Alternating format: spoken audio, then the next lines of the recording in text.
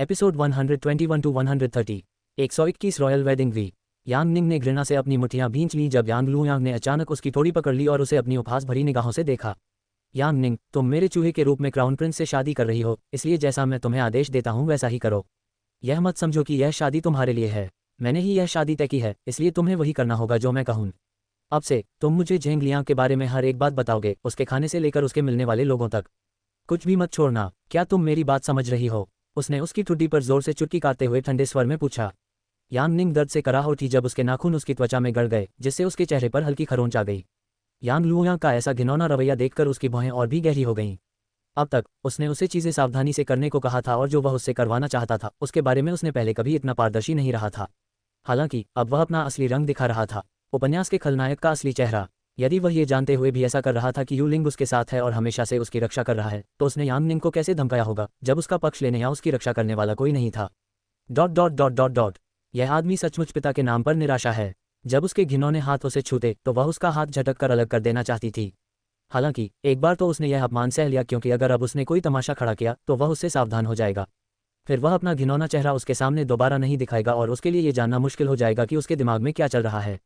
दस्तक दस्तक। जब यांग लुयांग यांग निंग का brain wash करने की कोशिश कर रहा था और उसे अब से उसके आदेशों का पालन करने की धमकी दे रहा था, तो किसी ने जोर से दरवाजा खटखटाया। यांग निंग ने दरवाजे की तरफ देखा और राहत की सांस ली। लगता है जियाओवेई उसे ले जाने के लिए वापस आ गया है। यांग लुयांग के झुर्रियों भरे माथे पर एक तनाव उभर आया जब उसने देखा कि यांग निंग राहत की सांस ले रही है और उसे शक भरी निगाहों से देखने के बाद दरवाजा पीट रहे किसी व्यक्ति पर चिल्लाया, कौन है? तुम दरवाजा क्यों पीट रहे हो? क्या मैंने नहीं कहा था कि जब तक मैं तुम्हें अंदर आने के लिए न कहूं तब तक हमें परेशान मत करना? वह चिल्लाया क्योंकि वह नहीं चाहता था कि इस समय कोई उन्हें परेशान करे। उसे शाही शादी से पहले यांग निंग को चेतावनी देने की जरूरत है ताकि वह बाद में उसे धोखा न दे और उसे होश आ जाए। वह अब तक का उसका सबसे बड़ा निवेश है जिसे उसने संजोकर रखा था।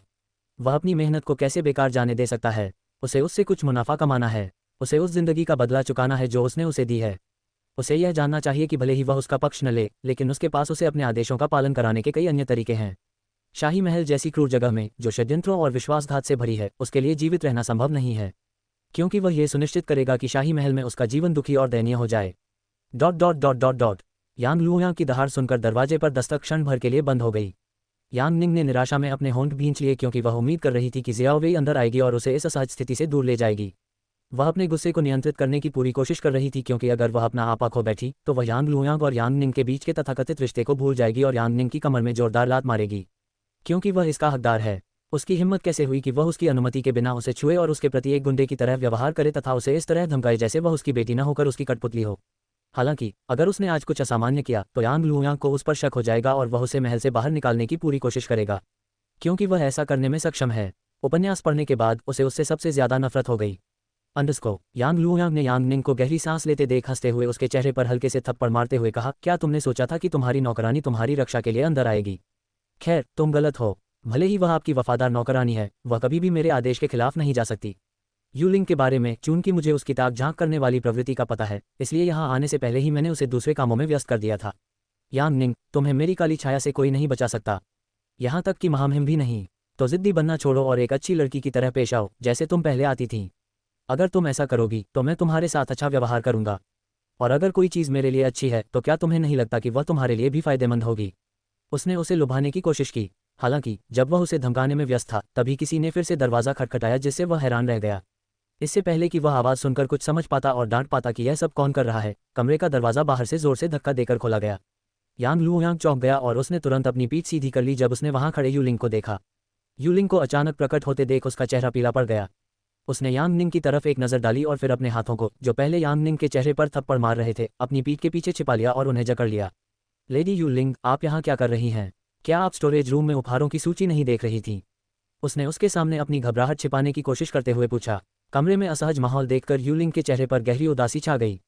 उसने यांग निंग के चेहरे पर नजर डाली और देखा कि उसकी भौहें चढ़ी हुई थीं और उसका चेहरा पीला पड़ गया था। उसकी नज़र यांग निंग के चेहरे पर हल्की खरोंच पर पड़ी, जो सफ़ेद पाउडर के कारण काफ़ी स्पष्ट दिख रही थी। उसने अपने होठों को भींच लिया और यांग लुयांग को ठंडेपन से देखा और उदासीनता से कहा, मैंने पहले ही भंडारण कक्ष में दहेज के उपहारों की जांच कर ली है। मंत्री यांग, मैंने शाओवेई से सुना है कि आप लेडी यांग निंग के साथ एकांत में बातचीत कर रही थीं। जब वह गोदाम में काम कर रही थीं और नौकरों को उपहार गाड़ी में लादने के लिए ले जा रही थीं, तभी शाओवेई दौड़ती हुई उनके पास आईं। उन्होंने हाँफते हुए उन्हें बताया कि यांग लुयांग ने सभी नौकरानियों को बाहर इंतजार करने के लिए कहा है और यांग निंग से अकेले में बात कर रही हैं। हालांकि एक पिता के लिए शादी से पहले अपनी बेटी के साथ कुछ अच्छा समय बिताना सामान्य बात है, लेकिन यांग लुओयांग किसी भी अन्य पिता की तरह नहीं है। पिछले कुछ हफ्तों में उसे एहसास हुआ है कि यांग निंग और यांग लुओयांग के बीच का रिश्ता सामान्य नहीं है। वह ज़ियाओवेई की आंखों में घबराहट देख सकती थी और उसने खुद आकर यांग निंग का हालचाल जानने का फैसला किया। हालांकि जब उसने पहली बार दरवाज़ा खटखटाया तो यांग लुओयांग ने उस पर गुस्सा दिखाया और उसे वहां से चले जाने के लिए चिल्लाया, जिससे उसे एहसास हुआ कि कुछ गड़बड़ है। कुछ तो गड़बड़ थी। उसके इस तरह प्रतिक्रिया करने का कोई कारण नहीं था। उसने अपनी अंतःप्रज्ञा पर विश्वास किया और बिना उसकी अनुमति के दरवाजा खोल दिया। वह जानती थी कि ऐसा करना शिष्टाचार के विरुद्ध है, खासकर जब उसने शियाओवेई को सिखाया था कि बिना दरवाजा खटखटाए और उनकी अनुमति लिए बिना अपने गुरु के कक्ष में प्रवेश न करें। हालांकि इस मामले में वह ये यांग निंग के लिए कर रही थी। उसकी निष्ठा यांग निंग के प्रति है और यदि उसे उसकी रक्षा के लिए असभ्य बनना पड़े तो वह खुशी खुशी ऐसा करेगी। मंत्री यांग, शादी से पहले जब आप अपनी बेटी के साथ कुछ खास समय बिता रहे थे तो आपको परेशान करने के लिए मुझे माफ़ करें। उसने यांग निंग की ओर देखते हुए कहा, जो कुर्सी पर बैठी थी लेकिन किसी कारण से डरी हुई लग रही थी। हालांकि मेरा मानना है कि लेडी यांग निंग के शाही महल के लिए रवाना होने का समय हो गया है। अगर हम अभी नहीं निकले तो हमारी गाड़ी शादी समारोह के शुभ समय के लिए देर हो जाएगी। उन्होंने घर परिवार छोड़कर शादी समारोह के लिए महल पहुंचने की जल्दी पर जोर देते हुए कहा। आमतौर पर वर पक्ष विवाह समारोह की शुरुआत के लिए वधू पक्ष के लोग उसके घर आते हैं। हालांकि चूंकि यह एक शाही विवाह है, इसलिए यान परिवार में विवाह समारोह आयोजित करना उचित नहीं होगा, क्योंकि भोज में इतने प्रतिष्ठित अतिथि शामिल होंगे। यही कारण है कि यांग निंग शाही महल के लिए प्रस्थान करेगी, जहां विवाह समारोह होंगे और उसके बाद सभी मेहमानों के लिए विवाह भोज का आयोजन किया जाएगा। अन्य अतिथि हमारा इंतजार कर सकते हैं। हालांकि मुझे यकीन है कि मंत्री यांग भी महामहिम को हमारा और दुल्हन का इंतजार नहीं करवाना चाहेंगे, यूलिंग ने कहा और बातचीत में महामहिम का जिक्र करके अपनी दृढ़ता दिखाए। जब यूलिंग ने कमरे में घुसकर उसकी योजना को चौपट कर दिया तो यांग लुओयांग ने अपने होंठ भींच लिए। हालांकि महामहिम का नाम सुनकर वह उन्हें जाने के लिए मनाने के लिए कुछ भी नहीं कह सका। उसने अपनी मुठ्ठियां भींच ली और यांग निंग को चेतावनी भरी नजरों से घूरा, फिर यूलिंग की ओर मुड़ा और बोला, जरूर, हम महामहिम को अपने लिए कैसे बना सकते हैं। तो फिर आप नौकरों से कह सकते हैं कि वह गाड़ी तैयार कर दे जिस पर यांग निंग सवार होकर आएगी। मुझे अभी भी उससे कुछ बातें करनी हैं। उसने बहाना बनाकर उसे भगाने की कोशिश की, लेकिन यूलिंग ने विनम्रता से उसे रोकते हुए कहा, सब कुछ तैयार है। मैंने नौकरों को गाड़ी सजाने और उसे तैयार करने के लिए कह दिया है। उपहार दूसरी गाड़ी में भी लाद दिए गए हैं। अब सब लोग लेडी यांग निंग का इंतजार कर रहे हैं ताकि हम महल के लिए रवाना हो सकें। उसने चेहरे पर हल्की सी मुस्कुराहट के साथ कहा, अगर मंत्री यांग को कोई आपत्ति न हो तो मैं महल के लिए रवाना होने से पहले लेडी यांग निंग का मेकअप तैयार करना और उसे ठीक करना चाहूंगी। उसने कहा, उनके जवाब का इंतजार करते हुए। यांग लुओयांग ने अपने होंठ भींच लिए और समझ गया कि इस औरत का उसे यांग निंग के साथ अकेला छोड़ने का कोई इरादा नहीं था। उसने निराशा से अपना निचला होंठ काटा और कहा, जरूर, तुम्हें ऐसा करना चाहिए, फिर मैं उसे तुम्हारी देखभाल में छोड़ता हूँ। ये कहकर वह अनिच्छा से कमरे से बाहर चला गया। 122 शाही शादी वी। यांग लुओयांग के कक्ष से बाहर जाने के बाद यूलिंग यांग निंग की ओर गया और उसे सिर से पैर तक ध्यान से देखा। यांग निंग ने यूलिंग की आंखों में चिंता देखी और मुस्कुराते हुए कहा, मैं ठीक हूँ, तुम्हें किसी भी चीज़ की चिंता करने की जरूरत नहीं है। उसने अपनी चिंतित आंखों से आश्वस्त करते हुए कहा। हालांकि वह बता सकती थी कि यूलिंग ने यांग लुओयांग के साथ उसकी अजीब बातचीत के बारे में कुछ महसूस किया है, फिर भी वह अपने मुंह से कुछ कहना नहीं चाहती, क्योंकि अगर वह उसे ईमानदारी से बताएगी कि यांग लुओयांग ने उससे क्या कहा तो कोई सार्थक नतीजा नहीं निकलेगा। उसके पास कोई सबूत नहीं है और जिस तरह उसने जेंग लियांग को महामहिम के सामने झूठ बोलने के लिए फंसाया, वह उसके साथ भी ऐसा ही कर सकता है। यांग लुओयांग तो लोगों को बरगलाने में माहिर है, उसे हर समय लोगों को बरगलाने का काम क्यों करना पड़ता है। उसने सोचा, उसकी सबसे अच्छी दोस्त जिस पर उसे सबसे ज्यादा भरोसा था ने ही उसे धोखा दिया। यहाँ यांग लुओयांग उसे खुलेआम धमका रहा था और उसके फैसलों को चुनौती दे रहा था। सबकी खुशी के लिए उसने आज जो हुआ उसे भुला देने का फैसला किया। आज बहुत बड़ा दिन है और हर कोई इस शादी को पूरी तरह से निभाने में व्यस्त है। वो एक बिगड़ेल खिलाड़ी की तरह व्यवहार करके और एक छोटी सी बात पर नाराज होकर सबका उत्साह कैसे खराब कर सकती है। खैर, बात कोई छोटी मोटी नहीं थी। उसने उसे सचमुच धमकाया था, फिर भी अगर वह अपने भविष्य की योजना अच्छी तरह बना ले तो सबसे बुरी स्थिति को टाला जा सकता है ना। ... तुम कह रही थी कि हमें तुरंत महल के लिए निकलना होगा। जाने से पहले मुझे ज़ियाओवेई को फ़ोन करके अपना मेकअप ठीक कर लेने दो। यांग निंग ने यूलिंग का ध्यान स्थिति से हटाने की कोशिश की। हालांकि शाही महल की दरबारी महिलाओं की प्रमुख यांग निंग के शांत और संयमित व्यवहार से आश्वस्त नहीं थी, जो ऐसा दिखावा कर रही थी जैसे कुछ हुआ ही न हो। वह महसूस कर सकती थी कि कुछ हुआ है, क्योंकि इससे पहले जब वह कक्ष में दाखिल हुई थी तो यांग निंग की आंखों से आंसू बह रहे थे और वह उसकी ओर देखते हुए मदद चिल्ला रहा था। यूलिंग ने यांग निंग की बातों पर कोई प्रतिक्रिया नहीं दी और मेकअप में उसकी मदद करने के लिए आगे बढ़ी। वहीं खड़ी होकर उसने अपने होंठ भींच लिए और उसकी नज़रें उसकी ठुड्डी पर हल्के से लाल पड़े खरोंच पर टिकी थीं। यांग निंग के खूबसूरत चेहरे पर निशान देखकर उसे बहुत बुरा लग रहा था और उसने अपने अंदर उठ रहे तूफान को नियंत्रित करने के लिए अपनी आंखें बंद कर लीं। आज उसकी शादी का दिन था, फिर भी आज जैसे खास दिन पर उसे इतनी घिनौनी घटना का सामना करना पड़ा। एक पल के लिए यहाँ बैठो। यूलिंग ने यांग निंग को कुर्सी पर वापस बैठने के लिए धक्का दिया और दराज से कुछ ढूंढने चला गया। क्या तुम क्या ढूंढ रहे हो? यांग निंग ने उत्सुकता से पूछा। ओह, ये तो। यांग निंग अवाक रह गई और भावुक हो गई जब यूलिंग एक छोटा लकड़ी का प्राथमिक उपचार बॉक्स लेकर लौटा। ये छोटा सा बक्सा यूलिंग ने तैयार किया था, जिसमें उसने यांग निंग की सभी दवाइयां रखी थीं जो मास्टर जियांग ताई ने बताई थीं। चूंकि वह अनाड़ी है और जल्दी बीमार पड़ जाती है, इसलिए उसे जल्द ही चिकित्सा सहायता की जरूरत है ताकि बाद के दिनों में उसकी मुश्किलें और दर्द कम हो सकें। बिना कुछ कहे यूलिंग ने डिब्बे से एक छोटी कांच की बोतल निकाली और ध्यान से ग्रे औषधीय जड़ी बूटियों के पाउडर को अपनी नाजुक त्वचा पर लगाया ताकि यह उसके सुंदर चेहरे पर कोई बदसूरत निशान न छोड़े। जब यूलिंग ने घाव पर औषधीय पाउडर लगाया तो यांग निंग दर्द से कराह उठी। इससे पहले इतना दर्द नहीं हुआ था जब यांग लुयांग उसकी ठुड्डी पकड़कर उसे अपनी उंगलियों के बीच जोर से दबा रहा था। हालांकि उसके खुरदुरे हाथों ने उसके चेहरे पर अपनी छाप छोड़ दी और उसकी कठोर पकड़ और क्रूरता के कारण उसके जबड़े की त्वचा लाल हो गई। यूलिंग ने यांग निंग की तरफ देखा जो अपनी कराह को रोकने और दर्द सहने की कोशिश कर रही थी। अगर तुम्हें चोट लगी है तो कह दो कि तुम्हें चोट लगी है। उन्हें नज़रअंदाज करने से बेहतर है कि तुम दूसरों को बता दो कि तुम्हें चोट लगी है, वरना किसी को पता नहीं चलेगा और सिर्फ तुम्हें ही तकलीफ होगी। उसने मीठी मगर उदासीन आवाज़ में उसके चेहरे पर धीरे से दवा लगाते हुए कहा। यांग निंग यूलिंग के सांत्वना भरे शब्दों से भावुक हो गईं और उनके अर्थपूर्ण शब्दों पर हल्के से मुस्कुराईं। उन्होंने जीवन भर अपने पिता की मुश्किलों को कम करने के लिए कड़ी मेहनत की है और अपने परिवार के सुखी और एकजुट रहने की कामना की है। अपने परिवार के अलावा उसने अपना पूरा जीवन तीरंदाजी को समर्पित कर दिया था और ज़्यादातर साल टीम के छात्रावास में ही बिताए थे। उसे अपना दर्द छिपाने की इतनी आदत थी कि अगर उसे दर्द भी होता और कसरत करने या ट्रेनिंग पर जाने की ताकत नहीं होती तब भी वह हमेशा उस दिन पहुंच जाती थी क्योंकि वह हारे हुए जैसी नहीं दिखना चाहती थी। ऐसी कई घटनाएं हुईं जब अभ्यास करते समय वह बेहोश हो गईं और उन्हें कई बार आपातकालीन कक्ष में ले जाया गया। सब इसलिए क्योंकि उसे बीमार होना शब्द ही नहीं पता था, यह उसके शब्दकोश में था ही नहीं। वह इसे सबसे बुरा बहाना समझती थी और हमेशा दूसरों को अपने आसपास सहज महसूस कराने की पूरी कोशिश करती थी, भले ही वह खुद असहज महसूस करती हो। हालांकि यूलिंग की बातें सुनकर ये बात सही भी लगी। अगर वह अपना ध्यान नहीं रखेगी और अपनी सुरक्षा नहीं करेगी तो उसे किसी भी तरह के दुर्भाग्य से कोई नहीं बचा पाएगा। क्या अपनी कमजोरियों को दूसरों के सामने दिखाना वाकई इतना आसान है? यूलिंग जब उसके चेहरे पर दवा लगा रहा था तो वह हैरानी से सोच रही थी। दवा के बाद यूलिंग ने खरोंच छिपाने के लिए यांग निंग का मेकअप भी ठीक किया। इसके बाद उसने उसकी लंबी और भारी शादी की पोशाक पहनने में उसकी मदद की और आखिरी बार उसकी शादी की पोशाक की तारीफ करते हुए कहा, अब तुम जैन साम्राज्य की राजकुमारी जैसी लग रही हो, खूबसूरत और शान से भरपूर। मैंने अपनी जिंदगी में इतनी खूबसूरत दुल्हन कभी नहीं देखी। तुम्हारी अलौकिक सुंदरता सचमुच ईश्वर प्रदत्त है, यूलिंग ने कहा, जिससे यांग निंग उसके शब्दों के चयन से शर्मा गई। यांग निंग भावुक हो रही थी क्योंकि इतने कम समय में ही वह यूलिंग के करीब आ गई थी। वह उसे उसकी माँ की याद दिलाती है जो बचपन में ही गुजर गई थी। अगर वह जिंदा होती तो यूलिंग की तरह उसे सभी बुरे इरादों से बचाती और उसके साथ एक सख्त माँ की तरह पेश आती जैसे यूलिंग उसके साथ पेश आता है। हालांकि यूलिंग ने इस भावुक पल को ज्यादा देर तक नहीं खींचा और उसे याद दिलाया, लेडी यूलिंग, हमें अब महल के लिए निकलना होगा, वरना हम समारोह के शुभ समय के लिए देर हो जाएगी। उसने उसे जल्दी से जाने दिया। ठीक है, आज मेरी शादी है, मैं तो लगभग भूल ही गई थी। यांग निंग को होश आया और उसने गहरी सांस ली और फिर छोड़ी। उसे एहसास हुआ कि वो शादी के बारे में लगभग भूल ही गई थी। ये सब यांग लुयांग की वजह से था। अगर वह उसका मूड खराब करने उसके कमरे में न आता तो सब कुछ आसानी से हो जाता। फैंगली, चलो तुम्हारा मूड खराब न करें और आज का पूरा आनंद लें। तुम्हें ऐसी शादी का अनुभव कब से मिलेगा? उसने मन ही मन दोहराया। उसे न सिर्फ एक प्राचीन शाही शादी देखने का मौका मिल रहा है बल्कि उसकी शादी भी हो रही है। यह एक मज़ेदार और डरावना अनुभव है। वह केवल यही आशा कर सकती थी कि यह अनुभव ज़्यादा समय तक न खींचे और वह जल्द ही अपनी दुनिया में वापस लौट सकेगी। शाही महल। शाही महल हज़ारों रंग बिरंगे फूलों और लालटेनों से सजाया गया था। दिन होने के बावजूद शाही महल में जगह जगह सैकड़ों चीनी लालटेनें और सजावट की चीज़ें लटकी हुई थीं, जिससे यह और भी भव्य लग रहा था। शाही विवाह समारोह मुख्य हॉल में होगा जहां महामहिम नियमित रूप से अपना शाही दरबार लगाते हैं। विवाह समारोह में दोनों परिवारों के सामने शपथ पत्र पढ़ना और एक चाय समारोह शामिल होगा। दोनों परिवारों के बुजुर्गों को सम्मान देने के बाद विवाह के बाद सभी के लिए विवाह भोज की तैयारी की जाएगी। चाय समारोह में बहुत अधिक लोग शामिल नहीं होंगे क्योंकि केवल दोनों परिवार ही मुख्य हॉल में मौजूद रहेंगे तथा शाही दरबार के सदस्य ही इस जादुई क्षण को देखेंगे जब जैन साम्राज्य के युवराज यांग निंग के साथ विवाह बंधन में बंधेंगे तथा उन्हें अपनी पहली पत्नी तथा साम्राज्य की युवराज बनाएंगे। विवाह समारोह के बाद, जिसमें शाही दरबार के सदस्य ऐसी अनमोल स्मृति के साक्षी बनेंगे, विवाह भोज का आयोजन किया जाएगा जो महल के बड़े अखाड़े में होगा जो मुख्य महल के पीछे की ओर है। एम्फीथिएटर के आकार का ये विशाल अखाड़ा बड़े आयोजनों और भोजों के लिए बनाया गया था ताकि बड़ी संख्या में दर्शकों का स्वागत किया जा सके।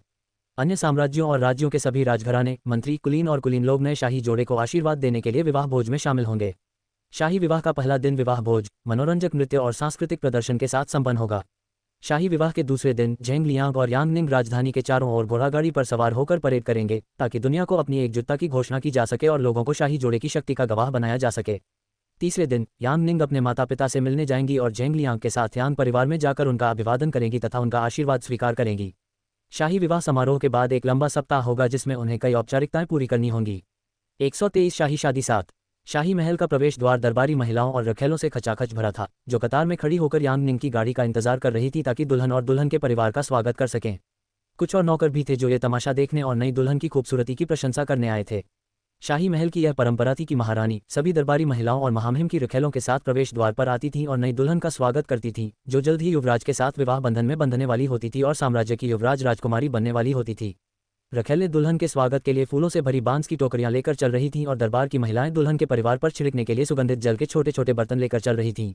इस बीच कुछ दरबारी महिलाएं दुल्हन के परिवार और मेहमानों का स्वागत करने के लिए भोजन की थालियां लेकर आ रही थीं, जिनमें पेय और जलपान भी शामिल था, क्योंकि वे काफी दूर से आए थे। दरबारी महिलाओं और रखेलों के साथ कुछ पुरुषों का एक समूह भी उनके साथ खड़ा था। उनके गले में चीनी ढोल लटक रहे थे और वे नई दुल्हन के स्वागत में उत्साहपूर्ण लय में ढोल बजा रहे थे। कुछ लोग नई दुल्हन का भव्य और संगीतमय तरीके से स्वागत करने के लिए अन्य संगीत वाद्य यंत्र भी पकड़े हुए थे। क्या सभी लोग दुल्हन का स्वागत करने के लिए यहाँ हैं?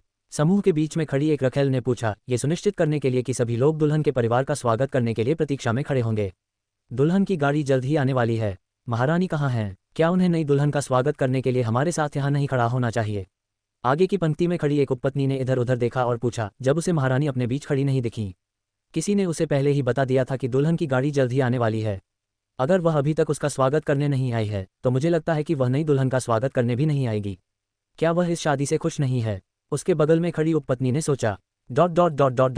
ये कैसे संभव है? क्या महारानी का मंत्री यांग से कोई संबंध नहीं है? मैंने सुना था कि वे एक ही कुल के हैं और उन्होंने ही महामहिम से यांग निंग के लिए अच्छी बातें कही थीं।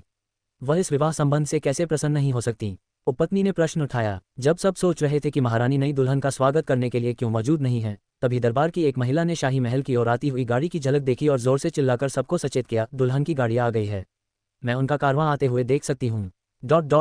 यांग निंग की गाड़ी शाही महल के सामने रुकी और यांग परिवार के नौकर चाकर गाड़ी के आगे आगे चल रहे थे। दुल्हन की लकड़ी की कुर्सी फूलों और लाल रेशमी पर्दों से सजी हुई थी। जब वे अपने गंतव्य पर पहुंचे तो गाड़ी राजमहल के सामने रुकी और जो सेवक गाड़ी के डंडे अपने कंधों पर उठाए हुए थे उन्होंने उसे सावधानी से जमीन पर रख दिया। चांगाह की गाड़ी, जो यांग निंग की गाड़ी के पीछे पीछे आ रही थी, को भी सावधानी से जमीन पर उतार दिया गया। इसी बीच घोड़े पर सवार यांग लुयांग भी रुक गया। जब शाही महल पहुंचकर सभी गाड़ियां एक एक करके रुक गईं। ढोल थामे पुरुषों ने नई दुल्हन के आगमन की घोषणा करने के लिए ढोल और तेज बजाना शुरू कर दिया। दरबार की महिलाओं ने दुल्हन के परिवार का गर्मजोशी से स्वागत करने के लिए पारंपरिक लोकगीत गाना शुरू कर दिया। यांग निंग अपनी गाड़ी में थी और उन्होंने लाल रंग का पारदर्शी घूंघट पहना हुआ था, जिस पर सुनहरे धागे की कढ़ाई थी और परंपरा के अनुसार उन्होंने अपना चेहरा ढक रखा था। वह थकान से कराह उठी, क्योंकि काफी देर तक छोटी गाड़ी में बैठने से उसकी गर्दन में दर्द हो रहा था। यांग परिवार और शाही महल के बीच की दूरी इतनी ज्यादा नहीं थी कि उसके शरीर में दर्द हो। हालांकि चूंकि यह शादी का कारवां था, नौकर चाकर आराम से आगे बढ़ रहे थे और रास्ते में लोकगीत गा रहे थे और चीनी ढोल बजाकर यह घोषणा कर रहे थे कि दुल्हन की गाड़ी शाही शादी के लिए शाही महल की ओर बढ़ रही है। ये काफी अच्छा शो था। पहले तो वह लोगों की आंखों में इतना उत्साह देखकर बहुत खुश हुई और फिर उत्सव जैसी बारातें देखकर आश्चर्यचकित हो गई। हालांकि कुछ देर बाद तंग गाड़ी में देर तक बैठे बैठे उसे थकान महसूस होने लगी और उसका पूरा शरीर दर्द करने लगा। धीरे धीरे चल रहे कारवां के साथ बज रहे तेज संगीत बैंड की आवाज के कारण उसके कान अब सुन्न हो गए थे। शाही महल की तरह ही उन्होंने दुल्हन के कारवां के साथ चलने के लिए एक संगीत बैंड भी तैयार किया है। जब गाड़ी आखिरकार शाही महल के सामने रुकी तो यांग निंग ने राहत की सांस ली। वह जल्दी से गाड़ी से उतरकर अपने शरीर को तानना चाहती थी। हालांकि पर्दे को हटाने के बजाय यूलिंग ने गाड़ी के दरवाजे को पूरी तरह से ढक दिया, ताकि कोई भी गाड़ी के अंदर झांक न सके और सभी औपचारिकताओं से पहले दुल्हन की एक झलक न पा सके। कृपया मुझे बाहर जाने दो, मुझे पेशाब करना है, यांग निंग दर्द से चिल्लाई जब यूलिंग ने उसे बाहर निकलने से रोक दिया और उसे कुछ देर और अंदर रहने के लिए कहा। यूलिंग ने यांग निंग की चीखों पर ध्यान नहीं दिया और वह गाड़ी के पास खड़ी होकर चांगाह और यांग लुयांग के सामने आने का इंतजार करने लगी, ताकि वे उन महिलाओं से मिल सके जो उनका स्वागत करने के लिए इंतजार कर रही थीं। चांगाह जिंगबाओ की मदद से अपनी गाड़ी से उतरी और यांग लुयांग के साथ महल के सामने के द्वार तक गई और वहां दुल्हन और दुल्हन के परिवार का स्वागत करने के लिए खड़ी उपपत्नियों और दरबारी महिलाओं का अभिवादन किया। रखेलों ने उन पर फूल बरसाए और दरबार की महिलाओं ने उन्हें शुभकामनाएं देने के लिए उन पर सुगंधित जल छिड़का। यांग लुयांग का चेहरा उदास हो गया जब उसने देखा कि महारानी उसका स्वागत करने के लिए यहाँ नहीं आई है। वह तो युवराज की माँ है, वह दुल्हन का स्वागत करने बाहर कैसे नहीं आ सकती। हर कोई इस मामले के बारे में बात करने लगा और नई दुल्हन के बारे में कानाफूसी करने लगा, जो महारानी की पसंदीदा नहीं है। महारानी की तबीयत ठीक नहीं थी, इसलिए वे दुल्हन का स्वागत करने यहाँ नहीं आ सकी और अपने कक्ष में आराम कर रही हैं। आप उनसे बाद में चाय समारोह में मिल सकते हैं। यांग लुयांग के चेहरे पर शर्मिंदगी और परेशानी के भाव देखकर एक उपपत्नी बोली। कोई बात नहीं, महारानी का स्वास्थ्य ज्यादा महत्वपूर्ण है। यांग लुयांग ने बनावटी मुस्कान दी, लेकिन अंदर से उसका दिल जल रहा था। वह उनका स्वागत करने बाहर क्यों नहीं आती और उसे इस तरह अपमानित क्यों नहीं करती? क्या उसे अचानक उनके रिश्ते को लेकर कोई समस्या हो गई? क्या वे शुरू से ही एक ही पक्ष में नहीं थे? वह और ज्यादा ताकत हासिल करना चाहता है और एक ऐसा राजा चाहता है जो उसकी कठपुतली की तरह उसकी बातें सुने और वित्त मंत्री के रूप में काम करने के बहाने उसे कभी भी उसकी मनमानी करने से न रोके, जबकि वह झेंग लियांग के विनाश की कामना करती है। चूंकि युवराज और भावी सम्राट झेंग लियांग उनके आदेशों का पालन नहीं करना चाहते थे और उनकी मानसिकता विद्रोही थी, इसलिए उन्होंने महारानी के साथ मिलकर उनकी शक्ति को यथासंभव कम करने का प्रयास किया। अगर झेंग लियांग उसकी आज्ञाओं का पालन करने वाला और उसकी बात ध्यान से सुनने वाला होता तो वह महारानी का पक्ष कभी नहीं लेता, भले ही वे दोनों एक ही कुल के हों। अगर वह ऐसा करता तो वह सम्राट बनने का समर्थन करता। हालांकि वह एक ऐसे राजकुमार की तरह नहीं निकला जो अपनी कही हर बात को आंख मूंद कर मानता है और अपने दिमाग का इस्तेमाल करने में बहुत ज्यादा स्ट्रैंड है, बल्कि वह एक चतुर और बुद्धिमान राजकुमार निकला जो अपनी जिम्मेदारियों को गंभीरता से लेता है और कड़ी मेहनत करता है। शायद यही एक कारण था कि महामहिम ने उन्हें युवराज बनने और भविष्य में सम्राट के रूप में ताज पहनने के लिए चुना, क्योंकि उन्होंने झेंग लियांग के अंदर ज्वलंत जुनून और पूरी ईमानदारी से देश की सेवा करने का उत्साह भी देखा था। इसीलिए उसने यांग निंग की शादी झेंग लियांग से तय कर दी ताकि उसकी हरकतों की लगातार खबर मिलती रहे, ताकि वह हर चीज़ में उससे एक कदम आगे रहे और कभी पकड़ा न जाए। अब यदि यांग निंग अपना काम सही ढंग से करेगी तो उसे जीवन में जो भी चाहिए उसे हासिल करने से कोई नहीं रोक सकता। Dot dot dot dot dot दुल्हन के परिवार का स्वागत करने के बाद दुल्हन के लिए बग्घी से उतरकर शाही महल में प्रवेश करने का समय आ गया, जहां विवाह समारोह होगा। लेडी यू लिंग, आप दुल्हन के समूह के साथ क्यों खड़ी हैं? आपको नई दुल्हन का स्वागत करने के लिए हमारे साथ यहाँ खड़ा होना चाहिए। दरबार की एक महिला ने यांग निंग की गाड़ी के बगल में खड़ी यू लिंग का ध्यान आकर्षित करने के लिए चिल्लाया। वह महल की दरबारी महिलाओं की प्रमुख है, उन्हें दुल्हन का स्वागत करना चाहिए, न कि दुल्हन के समूह के साथ खड़ा होना चाहिए। यूलिंग अपनी साथी दरबारी महिलाओं को उसे चिढ़ाते देख मुस्कुराए और उन पर चिल्लाए, आज मैं यहाँ दुल्हन की दासी के रूप में हूँ, न कि शाही महल की दरबारी महिलाओं की प्रमुख के रूप में। तो मैं दुल्हन पक्ष के स्वागत के लिए आपने जो तैयारियां की हैं उनका मूल्यांकन करूंगी। यह आपके काम का व्यवहारिक मूल्यांकन होगा, उसने कहा, जिस पर सभी दरबारी महिलाएं अविश्वास से कराह उठीं। आज जैसे खुशी के अवसर पर वह उनकी परीक्षा कैसे ले सकती है? यूलिंग उनकी प्रतिक्रिया देखकर हंस पड़ी और अपने शब्दों के प्रभाव से प्रसन्न हुई। 124 शाही शादी 8। यांग निंग का दरबार की महिलाओं और रखेलों द्वारा गर्मजोशी से स्वागत करने के बाद उसे दुल्हन के प्रतीक्षा कक्ष में लाया गया, जहां उसे तब तक आराम करने के लिए रखा गया था जब तक कि उसे विवाह समारोह की शोभायात्रा के लिए मुख्य हॉल में नहीं बुलाया जाता। जब वह दुल्हन के प्रतीक्षा कक्ष में आए तो चांदाह और यांग लुयांग अपने बेटे यांग जियान के साथ मुख्य हॉल में गए ताकि चाय समारोह में उपस्थित होने वाले अन्य मंत्रियों का अभिवादन कर सकें। यह अच्छी बात है कि उसे समारोह से पहले यांग लुयांग का फिर से सामना नहीं करना पड़ेगा। वह बिना भौहें चढ़ाए उसके चेहरे को देख नहीं सकती। अंडस्को, वाह, ये कमरा कितना सुंदर है। यांग निंग इतना शानदार कमरा पाकर खुशी से चीख पड़ी। कमरा विशाल था और उसमें बड़ी बड़ी खिड़कियां थीं जिनसे सूरज की रोशनी कमरे के अंदर आ रही थी और कमरा रोशन हो रहा था। वह बाहर क्या हो रहा है ये भी देख सकती थी, जो इसकी एक खासियत थी। मुख्य खिड़की से सुंदर फूलों के बगीचे और तालाब का दृश्य भी दिखता है, जिसे देखकर कोई भी आश्चर्यचकित हो सकता है। लगता है उन्होंने इस कमरे को सजाने में बहुत ध्यान दिया है। यांग निंग ने सुंदर कक्ष का निरीक्षण करते हुए आश्चर्य से कहा। कोई भी बता सकता था कि दुल्हन के प्रतीक्षालय को कितनी बारीकी से सजाया गया है।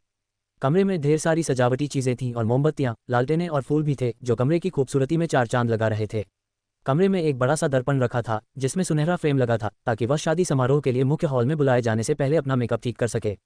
Dot dot dot dot dot Yang Ning जब मेज पर बैठी थी तो ज़ियाओ वेई अपने बालों का जूड़ा ठीक कर रही थी, जो लंबी यात्रा के कारण बिखर गया था।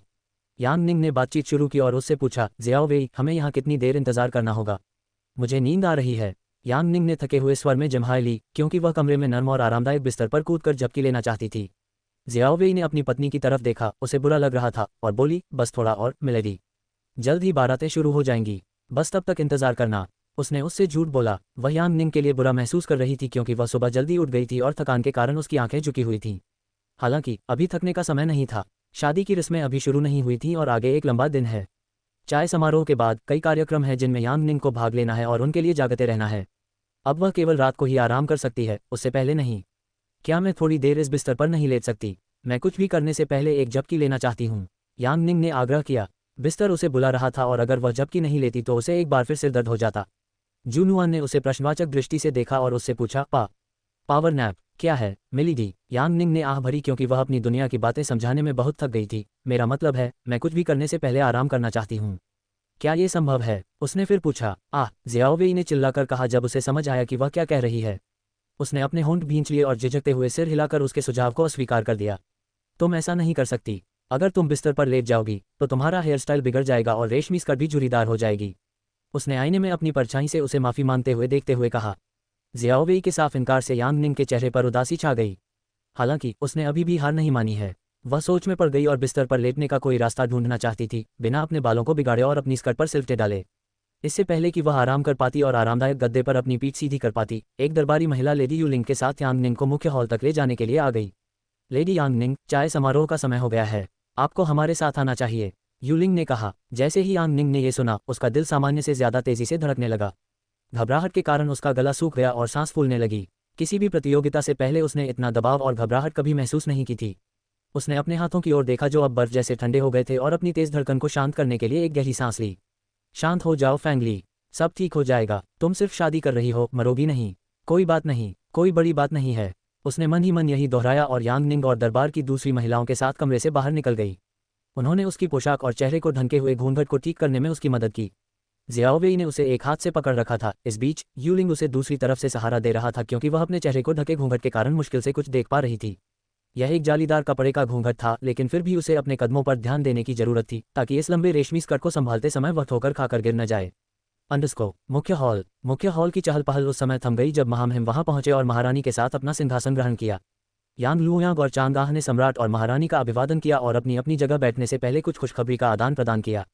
उनकी सीटें सिंहासन के पास थीं और दूसरे मंत्रियों से अलग थीं। यांग लुयांग ने अपने होंठ भींच लिए और उसकी नज़र महारानी पर टिक गई, जो उसे अनदेखा कर रही थी। इससे पहले महारानी उनका स्वागत करने के लिए प्रवेश द्वार पर नहीं आई थी, और न ही जब वह आगे बढ़कर महारानी और महारानी से अभिवादन करने गए तो उन्होंने उनके अभिवादन का ठीक से जवाब दिया। वह अचानक उसके साथ रूखा व्यवहार क्यों कर रही है? उसने ऐसा क्या किया कि वह उससे नाराज हो गई? वह सोचने लगा। जब झेंग लियांग अपने रक्षक गुलान और दरबारी जू के साथ प्रकट हुए तो मुख्य हॉल में धीमी फुसफुसाहटें गूंज उठीं। उन्होंने यांग निंग के परिवार के पास जाने से पहले महामहिम और महारानी का अभिवादन किया और उन्हें भी नमस्कार किया। झेंग लियांग को देखकर चांगाह का चेहरा खिल उठा, जो उनकी सीट पर उनका स्वागत करने आया था। वह उससे तीसरी बार मिल रही थी और जब भी वह उसे देखती उसे वह समय याद आ जाता जब वह बिना किसी को बताए यांग परिवार में आ गया था और यांग निंग का ध्यान न रखने के लिए उन्हें डांट रहा था। हालांकि वह जानती थी कि यह शाही शादी उनके परिवार और शाही दरबार में यांग लुयांग की स्थिति के लिए फायदेमंद थी, फिर भी वह यांग निंग से ईर्ष्या महसूस कर रही थी। उसमें कुछ भी विशेष नहीं है, फिर भी वह पहली पत्नी बनने में सफल रही और उसे झेंग साम्राज्य की युवराज की उपाधि मिलेगी। जो लड़की सालों से उनके बचे हुए खाने को खाती आई है, उसके साथ राजसी व्यवहार होगा। हाँ, ये सब यांग लुयांग की वजह से है, वरना उसकी शादी एक बूढ़े आदमी से होती जो उसके साथ पत्नी की बजाय जानवर जैसा व्यवहार करता। वह केवल इसी प्रकार के भाग्य की हकदार है। जब झेंग लियांग ने अपना स्थान ग्रहण किया और सिंहासन के सामने हॉल के केंद्र में खड़े हुए, जहां महामहिम और उनकी पत्नी बैठे थे, तो हॉल के प्रवेश द्वार पर खड़े गार्ड ने दुल्हन यांग निंग के आगमन की घोषणा की। घोषणा सुनते ही झेंग लियांग के होंठ सूख गए। वह पलटकर उसे देखना चाहता था। वह उसे 1 महीने के लंबे अंतराल के बाद पहली बार देख रहा था। उसने उसे आखिरी बार तब देखा था जब वह महल में उससे वादा मांगने आई थी कि वह भविष्य में कोई सहचरी या रखेल नहीं रखेगी। कितना दिलचस्प! चूंकि वह उसका इंतजार कर रहा था और सबकी निगाहें उस पर टिकी थीं, इसलिए वह मुड़कर उसकी ओर देख भी नहीं सका, अन्यथा उसके कार्यों को अनुचित कहा जाएगा। उत्सुकतावश उसके कान खड़े हो गए और उसने सुनने की कोशिश की कि लोग यांग निंग के बारे में क्या बातें कर रहे हैं। जैसी कि उम्मीद थी, लोग उसकी अलौकिक सुंदरता की तारीफ करने से खुद को रोक नहीं पाए। मंत्री यांग लुयांग की बेटी लाल शादी के जोड़े में किसी देवी जैसी लग रही है। इसमें कोई शक नहीं कि महामहिम बिना किसी और सवाल के उनके सुझाव पर सहमत हो गए। किसी ने धीमी आवाज में फुसफुसाया, ठीक है। हालांकि हम उसका चेहरा ठीक से नहीं देख पा रहे थे, लेकिन उससे निकलने वाली आभा उसकी क्राउन प्रिंसेस की उपाधि के अनुरूप थी। दूसरे मंत्री ने बीच में ही टोकते हुए कहा। यांग निंग ने अपना सिर नीचे झुका रखा था और हॉल के केंद्र की ओर छोटे कदमों से चल रही थी। उसका दिल तेजी से धड़क रहा था क्योंकि वह महसूस कर सकती थी कि सभी की निगाहें उस पर टिकी हैं। पिछली जिंदगी में उसे इतनी घबराहट कभी नहीं हुई थी जब मैच के दौरान सबकी नजरें और कैमरे उस पर होते थे, लेकिन इस पल ने उसे होश खो दिया था। बगल से यूलिंग उसे निर्देश दे रही थी और उसे एक महिला की तरह ठीक से चलने की याद दिला रही थी। तुम ये कर सकती हो, यांग निंग ने घूंघट के नीचे से फुसफुसाया। बात मत करो, यूलिंग ने उसे चेतावनी दी कि वह एक शब्द भी न बोले और चुप रहे।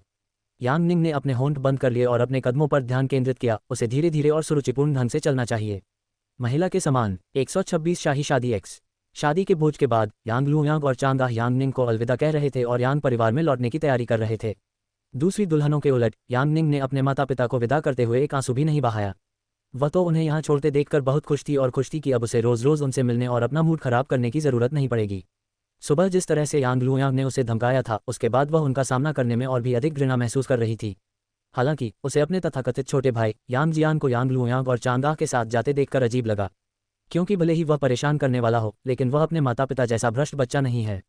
उसके माता पिता की गलती थी कि उसका व्यक्तित्व इतना घटिया था, वरना वह एक अच्छा बच्चा लगता था। जब वह जल्दी सोने जाने के कारण दूसरों से पहले जिंगबाओ के साथ जा रहा था, तो उसने उसकी नम आंखों और जिस तरह से वह अपनी लालसा भरी आंखों से उसे देख रहा था, उसे देखा। उनके बीच कभी भी उचित बातचीत नहीं हुई और चैम्बर पर बहस के अलावा उन्हें कभी एक दूसरे से बात करने का मौका नहीं मिला। तो फिर उसे राजमहल में छोड़कर वह इतना भावुक क्यों हो रहा था? क्या उसे खुश नहीं होना चाहिए कि अब उसे अपने पुराने कमरे का इस्तेमाल करने का मौका मिलेगा? इससे उसे केवल यह महसूस हो रहा था कि वह उसके साथ एक कमरे को लेकर बहस कर रही थी। ... एक दूसरे को अलविदा कहते समय यांग लुयांग ने अपने आंसू नहीं बहाए तथा औपचारिक विदाई के दौरान अपने भावों को संयमित बनाए रखा। हालांकि चांगआह की एक और योजना थी। वह फूट फूट कर रो रही थी मानो यांग निंग मर रही हो। खैर, अगर वह मर भी गई तो चांगआह कभी नहीं रोएगी, बल्कि जोर जोर से हंसेगी और शराब पीकर उसकी मौत का जश्न मनाएगी। यांग निंग चांगआह को गले लगाते और फूट फूट कर रोते देखकर खुद को हंसाए बिना नहीं रह सकी। उसकी नाक गुलाबी हो गई थी और वह उसे गले लगाते और रोते हुए बिना रुके सिसक रही थी। वो इतना कैसे रो सकती है? ये औरत वाकई एक्टिंग अवार्ड की हकदार है। उसकी प्रतिभा यहाँ बर्बाद हो रही है। उसे अपनी दुनिया में होना चाहिए था और वह अपनी शानदार एक्टिंग के लिए ढेर सारे अवार्ड जीतती।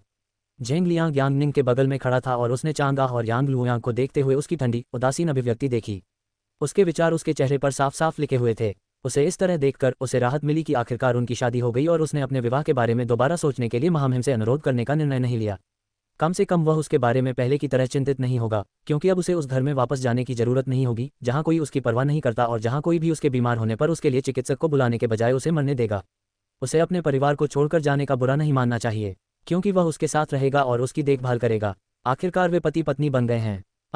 विवाह भोज का समापन एक शानदार लोक संगीत प्रस्तुति के साथ हुआ तथा यांग निंग ने अपने परिवार को अलविदा कहा। अब समय आ गया था कि सभी लोग अपने कक्षों में लौट जाएं तथा कल के नए दिन की शुरुआत करने के लिए आराम करें। विवाह भोज के साथ ही पहले दिन की विवाह रस्में भी समाप्त हो गईं। विवाह समारोह भले ही समाप्त हो गया हो, लेकिन अभी भी कई औपचारिकताएं और अनुष्ठान बाकी हैं जिन्हें अगले दिनों में पूरा किया जाना है। हालांकि इससे पहले एक और लंबे समय से प्रतीक्षित अनुष्ठान है जिसे इस रात के समाप्त होने से पहले पूरा किया जाना आवश्यक है। ये दूल्हा दुल्हन की पहली रात थी। सभी दरबारी महिलाएं अपनी पहली रात का इंतजार कर रही थीं और उन्होंने जेंग लियांग के कक्ष को फूलों, साटन रेशमी पर्दों, रंगीन लालटेनों और मिट्टी के दियों से सजाया था। उन्होंने कमरे में रोमांटिक माहौल बनाने के लिए सफ़ेद चादर पर गुलाब की पंखुड़ियां बिछा दीं। उनके युवराज की शादी आखिरकार हो ही गई। उन्हें अपनी पहली रात को और भी खास बनाने के लिए कड़ी मेहनत करनी चाहिए। महारानी को नमस्कार। नौकरानियां जेंग लियांग के कक्ष के बाहर एक पंक्ति में खड़ी थीं और जोश के साथ यांग निंग का अभिवादन करने के लिए एक साथ चिल्ला रही थीं। ओह, यांग निंग ने आश्चर्य से कहा, क्योंकि उसे उनसे इस तरह के स्वागत की उम्मीद नहीं थी। वह उनके भावुक अभिवादन से चौंक गई, लेकिन शियाओ वेई के साथ कक्ष के अंदर जाने से पहले उन पर अजीब तरह से मुस्कुराए। वह इतनी थकी हुई थी कि उनके साथ बैठकर बातचीत नहीं कर सकी। जैसे ही वह कक्ष के अंदर पहुंची, उसने शियाओ वेई को धक्का देकर अपने पीछे दरवाजा बंद करने को कहा। जब उसने अपना घूंघट हटाया तो कमरे की सजावट देखकर वह आश्चर्यचकित रह गई। कमरे के हर कोने में फूल सजे हुए थे। कमरे में फूलों की एक मीठी खुशबू थी जो उसकी नाक में खुजली पैदा कर रही थी। वह सुगंधित धूप की गंध भी महसूस कर सकती थी और भ्रम में अपनी आंखें झपका रही थी। ये पूरा सेटअप इतना संदिग्ध क्यों लग रहा है? ये किसी जोड़े के हनीमून रूम जैसा लग रहा है, लेकिन इसका उससे क्या लेना देना है? वह सोच रही थी। ज़ियाओ वेई, क्या यह महामहिम का कक्ष नहीं है? तुम मुझे यहाँ क्यों लाए हो? यांग निंग ने भौहें चढ़ाकर कक्ष में चारों ओर देखा और उससे पूछा। ज़ियाओ वेई उसके अजीब सवाल पर पलकें झपकाने लगी, क्योंकि उसे समझ नहीं आ रहा था कि उसके इस सवाल का क्या मतलब है। अगर यहाँ नहीं तो वह उसे कहाँ ले जाएगी? मिल्डी, आपका विवाह महामहिम से हुआ है और राज्याभिषेक समारोह के बाद आपको जेंग साम्राज्य की युवराज की उपाधि मिलेगी। महामहिम के कक्ष में न रहकर आप और कहाँ रहेंगी? उसने असमंजस में पूछा। अब आप और महामहिम पति पत्नी हैं। अब से आपको उनके साथ एक कमरा साझा करना होगा, ज़ियाओ वेई ने जोर से कहा और शर्मिंदगी से दूसरी तरफ देखने लगी। जब ज़ियाओ वेई शर्मा रही थी, यांग निंग ने अपने होंठ भींच लिए और ज़ियाओ वेई को हैरान भाव से देखा। ज़ियाओ वेई, तुम मेरे साथ मजाक कर रहे हो, है ना? ये कैसे संभव हो सकता है? यांग निंग कभी भी जेंग लियांग के साथ एक ही कमरे में नहीं रही। यांग निंग चौंक कर चिल्लाई जब चीज़ें अलग अलग दिशाओं में जाती दिखीं। उपन्यास में जेंग लियांग और यांग निंग हमेशा अलग अलग रहते थे और उन्होंने कभी भी एक साथ कमरा साझा नहीं किया। बिस्तर की तो बात ही छोड़ दीजिए। जेंग लियांग अपने कक्ष में ही रहे। इस बीच यांग निंग शुरू से ही ड्रैगन मंडप में एक अन्य छोटे कमरे का उपयोग कर रही है, इसीलिए वह शादी की पूरी बात को लेकर इतनी शांत थी। अगर वे अलग अलग कमरों में रहते तो वह अपने काम खुद कर सकती थी और सोच सकती थी कि अपनी किस्मत को कैसे बर्बाद होने से बचाया जाए। लेकिन अब उसे उसके साथ एक ही कमरा शेयर करना पड़ेगा। वो एक आदमी के साथ कमरा कैसे शेयर कर सकती है? उसका कभी किसी के साथ रिश्ता नहीं रहा। वो ऐसे आदमी के साथ कैसे रह सकती है जो उसे अपनी पत्नी भी नहीं मानता? क्या ये सिर्फ एक राजनीतिक शादी नहीं थी? इस पूरी शादी की बात पर संदेह करते हुए उसने सोचा, क्या वह अपनी इच्छा से गहरे कुएं में कूद गई? यांग निंग घबराई हुई थी और विशाल कक्ष में इधर उधर घूम रही थी। वह इस चिंता से खुद को नहीं रोक पा रही थी कि जब जेंग लियांग उसके सामने आएगा तो वह क्या करेगी? वह उसका सामना कैसे करेगी? उनकी शादी हो चुकी है, तो क्या इसका मतलब है कि उन्हें पति पत्नी के फर्ज भी निभाने होंगे? वह एक उपन्यास के पात्र के साथ अपना कौमार्य कैसे खो सकती है? कैसे? यांग निंग को चिंतित होते देख ज़ियाओ वेई ने उसे एक गिलास पानी दिया और कहा, मिलेडी, आपको किसी भी चीज़ के बारे में चिंतित होने की आवश्यकता नहीं है। मुझे यकीन है कि महामहिम आपके साथ प्यार और देखभाल से पेश आएंगे। आपको बस सब कुछ उनकी देखभाल में छोड़ देना होगा। कुछ समय तक बदली हुई यांग निंग के साथ रहने के बाद उसे खुद से बात करने की आदत हो गई है और कई बार वह ऐसे शब्द बोलती है जो उसके समझ से परे होते हैं। हालांकि उसे यह एहसास हो गया है कि जब वह अजनबी भाषा बोल रही हो तो बाहर रहना और कुछ न करना ही बेहतर है। जब जियाओवेई औपचारिक रूप से उसकी ओर देखकर मुस्कुरा रही थी, यांग निंग ने शांत जियाओवेई को एक गंभीर भाव से देखा और पूछा, जियाओवेई, क्या तुमने पहले कभी किसी पुरुष के साथ कमरा साझा किया है? शियाओवेई उसके सीधे साधे और शर्मनाक सवाल से घबरा गई। मिलेडी, उसने अविश्वास में चिल्लाते हुए पूछा, आप मुझसे ऐसा कैसे पूछ सकती हैं? मैं एक आदमी के साथ रात क्यों बिताऊंगी? मेरी तो अभी शादी भी नहीं हुई है। मैं किसी मर्द के साथ रात कैसे बिता सकती हूँ? उसने डरी हुई निगाहों से उसे देखते हुए पूछा। यांग निंग काफ़ी बोल्ड हो गई है। वह उससे सीधे तौर पर ऐसा सवाल कैसे पूछ सकती है? यांग निंग ने मुस्कुराते हुए कहा, बिल्कुल। फिर तुम कैसे कह सकती हो कि हम क्या करने वाले हैं? मैंने कभी नहीं सोचा था कि तुम्हारा दिमाग इतना गंदा होगा। तुम इतनी भोली होने के बावजूद भी बहुत आगे निकल गई हो, जियाओवेई। वह हंसी और उसे थोड़ा और चिढ़ाया जब तक कि जियाओवेई का चेहरा शर्म और शर्मिंदगी से लाल नहीं हो गया। माय लेडी, आप मुझे इस तरह कैसे चिढ़ा सकती हैं? जियाओवेई बड़बड़ाती है जब उसे पता चलता है कि यांग निंग उसे चिढ़ा रहा था। यांग निंग उसकी प्रतिक्रिया पर हंसी, लेकिन अंदर ही अंदर उसका दिल तेजी से धड़क रहा था क्योंकि उसे विश्वास नहीं हो रहा था कि वह एक आदमी के साथ कमरा साझा करेगी। वह पहले कभी किसी गंभीर रिश्ते में नहीं रही और न ही उसने कभी किसी को किस किया है। वह किसी पुरुष के साथ कमरा शेयर करके ऐसे कैसे पेश आ सकती है जैसे उसकी जिंदगी में कुछ बदला ही न हो। 127 पहली रात। जबकि यांग निंग अकेले अपने कक्ष में झेंग लियांग के साथ एक रात बिताने के विचार से घबरा रही थी, जियाओवेई ने उत्सुकता से बंद दरवाजे की ओर देखा और यांग निंग के पास गई। उसने यांग निंग का हाथ पकड़ लिया और कहा, मिलेडी, आप थक गई होंगी। आपको थोड़ा आराम करना चाहिए। ये कहते हुए वह यांग निंग का हाथ खींचते हुए लाल और सफ़ेद गुलाब की पंखुड़ियों से ढके बिस्तर की ओर चलने लगी। यांग निंग कुछ नहीं बोली और बस उसके पीछे पीछे चली गई, अभी भी अपने उलझे हुए विचारों में खोई हुई। जब जियाओवेई ने उसे बिस्तर पर बिठाने के लिए उसके कंधों को धीरे से धक्का दिया तो उसने चुपचाप उसे बिठा लिया। माँ, कृपया यहाँ बैठ जाएं। आपको यहाँ ऐसे ही बैठना चाहिए। जियाओवेई ने यांग निंग की स्कर्ट को उसके लिए ठीक किया और उसे सुंदर ढंग से बिस्तर पर फैला दिया। अपनी मुद्रा ठीक करने के बाद उसने मुस्कुराते हुए उसकी ओर देखा और कहा, हम किसी भी क्षण कक्ष में वापस आ रहे होंगे। तुम्हें यहीं बैठकर उसका इंतजार करना चाहिए जब तक वह कमरे में न आ जाए। और अपना चेहरा भी घूंघट से ढक लेना, उसके वापस आने से पहले उसे नहीं हटाना चाहिए। ठीक है, उसने उसे अच्छी तरह समझाया और घूंघट नीचे करके उसका चेहरा ढकने का पूरा ध्यान रखा। अरे अचानक क्यों? तुम कहीं जा रही हो? यांग निंग हैरान रह गई जब जियाओवेई उससे दूर जाने लगी। क्या तुम मेरे लिए कुछ नाश्ता लाओगे? तुम कितना अच्छा करोगे। यांग निंग जियाओवेई के विचारशील कार्यों से प्रभावित हुई। यद्यपि उसने शादी के भोज में प्रदर्शन देखते समय कुछ खाना खाया था जिसके कारण वह लगभग झपकी ले रही थी और सबके सामने सो गई थी, फिर भी उसका पेट नहीं भरा था। Dot dot dot dot dot. इसके अलावा यूलिंग दूर से उसे देख रहा था और वह उसकी निगाहों से महसूस कर सकती थी कि वह उसे धीरे धीरे और कम खाने की चेतावनी दे रहा था, जैसे एक महिला खाती है। इस तरह की तनावपूर्ण स्थिति में वह कैसे जी भरकर खा सकती है? दिन भर में इतने सारे रीति रिवाज और अनुष्ठान करने के बाद उसे भूख लग रही थी। देर रात कुछ नाश्ता मिल जाए तो अच्छा रहेगा। जियाओवेई ने अपनी मालकिन की कल्पना पर होंठ भींच लिए और विनम्रता से उसे मना कर दिया। मालकिन, मैं आपके लिए कुछ नाश्ता नहीं लाऊंगी। अब आप देर रात नाश्ता नहीं खा सकती। क्यों? अब मैं देर रात का नाश्ता क्यों नहीं खा सकती? उसने हैरानी से पूछा। खाना ही उसके लिए तनाव दूर करने का एकमात्र जरिया है। अगर वह खाना नहीं खाएगी तो क्या करेगी? क्योंकि किसी महिला का ज्यादा भूखा होना उचित नहीं माना जाता। यह महिलाओं जैसा नहीं है। और आज तुम्हारी शादी की रात है। जब हम कक्ष में लौटने वाले हैं तो तुम नाश्ता कैसे कर सकती हो? ऐसा करना तुम्हारे लिए उचित नहीं होगा। जियाओवेई ने चेहरे पर एक हल्की मुस्कान के साथ कहा। यांग निंग जियाओवेई को देखकर अवाक रह गई जो अचानक उसके सामने इतनी वाकपटू हो गई थी। ये सब लेडी यूलिंग की वजह से है। वो अपनी मासूम जियाओवेई को क्या सिखा रही है कि वो उसके साथ इतनी सख्त हो गई है? अगर तुम मेरे लिए कुछ नाश्ता नहीं लाओगी तो फिर कहाँ जा रही हो? तुम मुझे यहीं छोड़कर भागने की योजना तो नहीं बना रही हो? यांग निंग ने उससे पूछा। जियाओवेई ने यांग निंग के दुखी हाव भाव पर ध्यान नहीं दिया और विनम्रता से उसके सामने हाथ जोड़कर मुस्कुराते हुए कहा, हाँ, मैं अब यहाँ और नहीं रह सकती। महामहिम के आने से पहले मुझे विदा ले लेनी चाहिए। महोदया, मुझे यकीन है कि आप कुशल मंगल होंगी। बस ज्यादा बात मत कीजिए, उसने कहा। उसकी औरत राजधानी की सबसे खूबसूरत औरत है, इसमें कोई शक नहीं। लेकिन पिछले कुछ महीनों से उसकी हरकतें अजीबोगरीब हो गई हैं और उसे अपनी जबान पर बिल्कुल भी काबू नहीं है। कई बार उसकी शरारती जबान की वजह से उसे मुसीबतों का सामना करना पड़ा। उसकी शांत और संयमित सोच वाली महिला अचानक हर चीज़ को लेकर इतनी भावुक कैसे हो गई? उसे चिंता थी कि उसकी पत्नी महामहिम से कुछ अप्रिय कह सकती है और पहली रात को उनके साथ रूखा व्यवहार कर सकती है। अगर ऐसा हुआ तो पति पत्नी के रूप में उनके नए सफर के लिए यह अच्छी बात नहीं होगी। यांग निंग ने जियाओवेई के संकोच भरे व्यंग्य पर अपने होंठ भींच लिए और समझ गई कि उसने उसे ज्यादा न बोलने के लिए क्यों कहा था। उसे डर था कि वह कुछ अनुचित कह देगी और झेंग लियांग को नाराज कर देगी। खैर, सच कहूं तो उसे भी यही चिंता थी। जब तक वो उसे उकसाएगा नहीं, वो खुद को शांत रखने की पूरी कोशिश करेगी। जियाओवेई को जाने के लिए मुड़ते देख यांग निंग ने उसे रोकने की कोशिश की और कहा, जियाओवेई, कृपया मुझे यहाँ अकेला मत छोड़ो। मैं तुम्हारे बिना एक ही कमरे में सो नहीं सकती। यांग निंग ने अपनी चमकती आंखों से विनती की, लेकिन जियाओवेई ने शर्मिंदगी में अपना सिर हिलाया और अपनी महिला को कक्ष में अकेला छोड़ दिया। वह अपनी प्रेमिका की खरगोश जैसी बड़ी और स्पष्ट आंखों के सामने कमजोर नहीं पड़ सकती और उसकी खुशी के रास्ते में नहीं आ सकती, क्योंकि यदि वह कक्ष में अधिक समय तक रुकी तो उसे ऐसा लगेगा कि वह नवविवाहित दंपति के महत्वपूर्ण कार्य में बाधा डाल रही है। वह अपनी प्रेमिका के प्रेम जीवन में उस तरह का परेशान करने वाला व्यक्ति नहीं बनना चाहती। अंडरस्को जियाओवेई के कक्ष से चले जाने के बाद यांग निंग उसकी ढिठाई पर अविश्वास से कराहने से खुद को नहीं रोक सकी। वह उसकी विनती को इतनी बेरहमी से कैसे नज़रअंदाज कर सकती है और कैसे भाग सकती है, जबकि उसे उसके सहारे की सबसे ज़्यादा ज़रूरत है। ये घूंघट और यह पोशाक बहुत परेशान करने वाली है। यांग निंग चिढ़कर करा उठी क्योंकि घूंघट उसकी ज़िंदगी को और भी जटिल बना रहा था। उसने अपने सिर पर से घूंघट हटा लिया और निराशा में गहरी सांस ली। झेंग लियांग अभी तक नहीं आया है। वह कब तक बिस्तर पर एक पुतले की तरह बैठी रहेगी, सब कुछ उसके साथ। उसने सब कुछ अनदेखा किया और पानी की तलाश में इधर उधर देखने लगी। पानी कहाँ है? उसने भौहें चढ़ाईं क्योंकि वह इतने तनाव के कारण प्यासी महसूस कर रही थी। उसे थोड़ा पानी पीकर खुद को शांत करने की जरूरत थी। जब उसने बगल की मेज पर एक जेड पॉट और 2 छोटे कप देखे तो वह बिस्तर से उठे बिना ही बगल की ओर झुक गई और अपने लिए कप में थोड़ा पानी डाल लिया।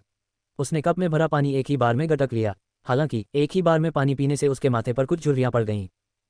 यह क्या है? यह पानी नहीं है। एक ही बार में साफ पे पीने के बाद उसके मुंह में रह गए कड़वे स्वाद और जलन को देखकर वह भौचक्की रह गई। मुझे मत बताओ, क्या ये शादी की शराब है? यांग निंग अवाक रह गई जब उसे एहसास हुआ कि उसने वह शराब पी ली है जिसे उसे झेंग लियांग के साथ साझा करना था। उसने अपने होठों को भींच लिया और चाटने लगी। उसे अपराध बोध हो रहा था कि वह अकेले ही शराब पी रही है, जबकि उसे झेंग लियांग के साथ शराब पीनी चाहिए थी। उसने गला साफ किया और वासना भरी आंखों से शराब के प्याले को देखा।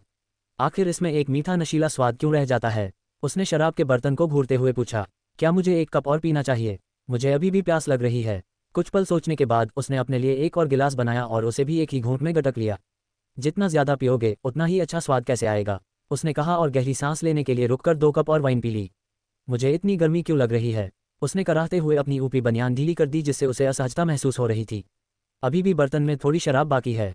क्या मुझे इसे खत्म कर देना चाहिए? वरना अगर कोई इसे नहीं पिएगा तो ये सड़ जाएगी। उसने अपने होंठ भींचे और खुद के लिए एक और घूंट भरने ही वाली थी कि उसे बाहर से नौकरानी की आवाज़ सुनाई दी। अंडरस्को महाराज, महारानी अंदर आपका इंतजार कर रही हैं। नौकरानियों ने झेंग लियांग को सूचित किया, जो सभी मेहमानों को विदा करने के बाद अपने कक्ष में लौटा था। झेंग लियांग ने नौकरानी की बातें सुनकर अपने होंठ भींच लिए और जब उसने सुना कि यांग निंग उसके कक्ष के अंदर उसका इंतजार कर रही है तो उसे अजीब लगा। उसने अजीब तरह से अपना गला साफ किया और एक गहरी सांस ली, फिर दरवाजा खोलकर कमरे में प्रवेश किया। जैसे ही वह कक्ष में दाखिल हुआ, उसकी नज़र यांग निंग पर पड़ी जो बिस्तर पर पैर मोड़े बैठी थी और उसका चेहरा घूंघट से ढका हुआ था। ये दृश्य देखकर एक पल के लिए उसका दिल रुक गया। उसे यकीन ही नहीं हो रहा था कि आखिरकार यह रात उसकी जिंदगी में आ ही गई। जिस औरत से वह पहले सबसे ज्यादा नफरत करता था वही अब उसकी पत्नी बन गई है। इतने कम समय में कितनी चीजें बदल गई हैं। किसने सोचा था कि उसकी शादी यांग लुयांग की बेटी से होगी और उसे इस रिश्ते से नफरत नहीं होगी। उसे इस तरह इंतजार करते देख उसे अजीब सी अनुभूति हुई जो उसने पहले कभी महसूस नहीं की थी। क्या यही वो पल था जब उसने उसका घूंघट हटाकर पूरे दिन में पहली बार उसका चेहरा देखा था? 128 पहली रात 2 अहम झेंग लियांग ने खांसते हुए और गला साफ करते हुए अपने बिस्तर की ओर चल दिया। वह झिझकते हुए बिस्तर के किनारे पर बैठ गया और यांग निंग के चेहरे को देखने की कोशिश करने लगा, जो पूरी तरह से घूंघट के नीचे छिपा हुआ था। उसने उसे बिस्तर पर बैठे हुए अपने इंतजार में देखा और उसके अंदर एक अजीब सी भावना पनपती हुई महसूस की। कक्ष में आने से पहले हर कोई उसे चिढ़ा रहा था और उसे बता रहा था कि यांग निंग को देखकर उसे क्या करना चाहिए। हालांकि अब जब वह उसे देखता है तो उसका दिमाग खाली हो जाता है और उसे समझ नहीं आता कि उसके सामने कैसे प्रतिक्रिया दे। वह झेंग साम्राज्य का युवराज है। वह एक औरत के सामने काय कैसे हो सकता है? ऐसा तो नहीं कि वह उसे अपने कमरे में पहली बार देख रहा हो। फिर वह अजीब सा रोमांचक एहसास क्या था जो उसे उसकी लाल शादी की पोशाक में एकटक निहारने पर मजबूर कर रहा था? वह लड़की जो अधिकतर सादे और सरल कपड़े पहनती है, इस बार सुनहरे धागे से कढ़ाई की हुई, क्रिस्टल और बहुमूल्य रत्नों से जड़ी हुई एक भारी लाल शादी की पोशाक पहने हुए थी और उसने अपनी अलौकिक सुंदरता से उसे मंत्रमुग्ध कर दिया। उसने गहरी सांस ली और अपनी भावनाओं को शांत करने की कोशिश की। लेडी यांग निंग, मेरा मतलब है अब से मुझे आपको राजकुमारी यांग निंग कहकर बुलाना चाहिए।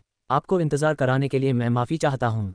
उसने माफ़ी मांगी लेकिन उसे उसके नए नाम से पुकारने के बाद वह खुद को शर्मिंदा महसूस करने से नहीं रोक पाया। उसे उसके नए नाम से पुकारना बहुत अजीब लग रहा था।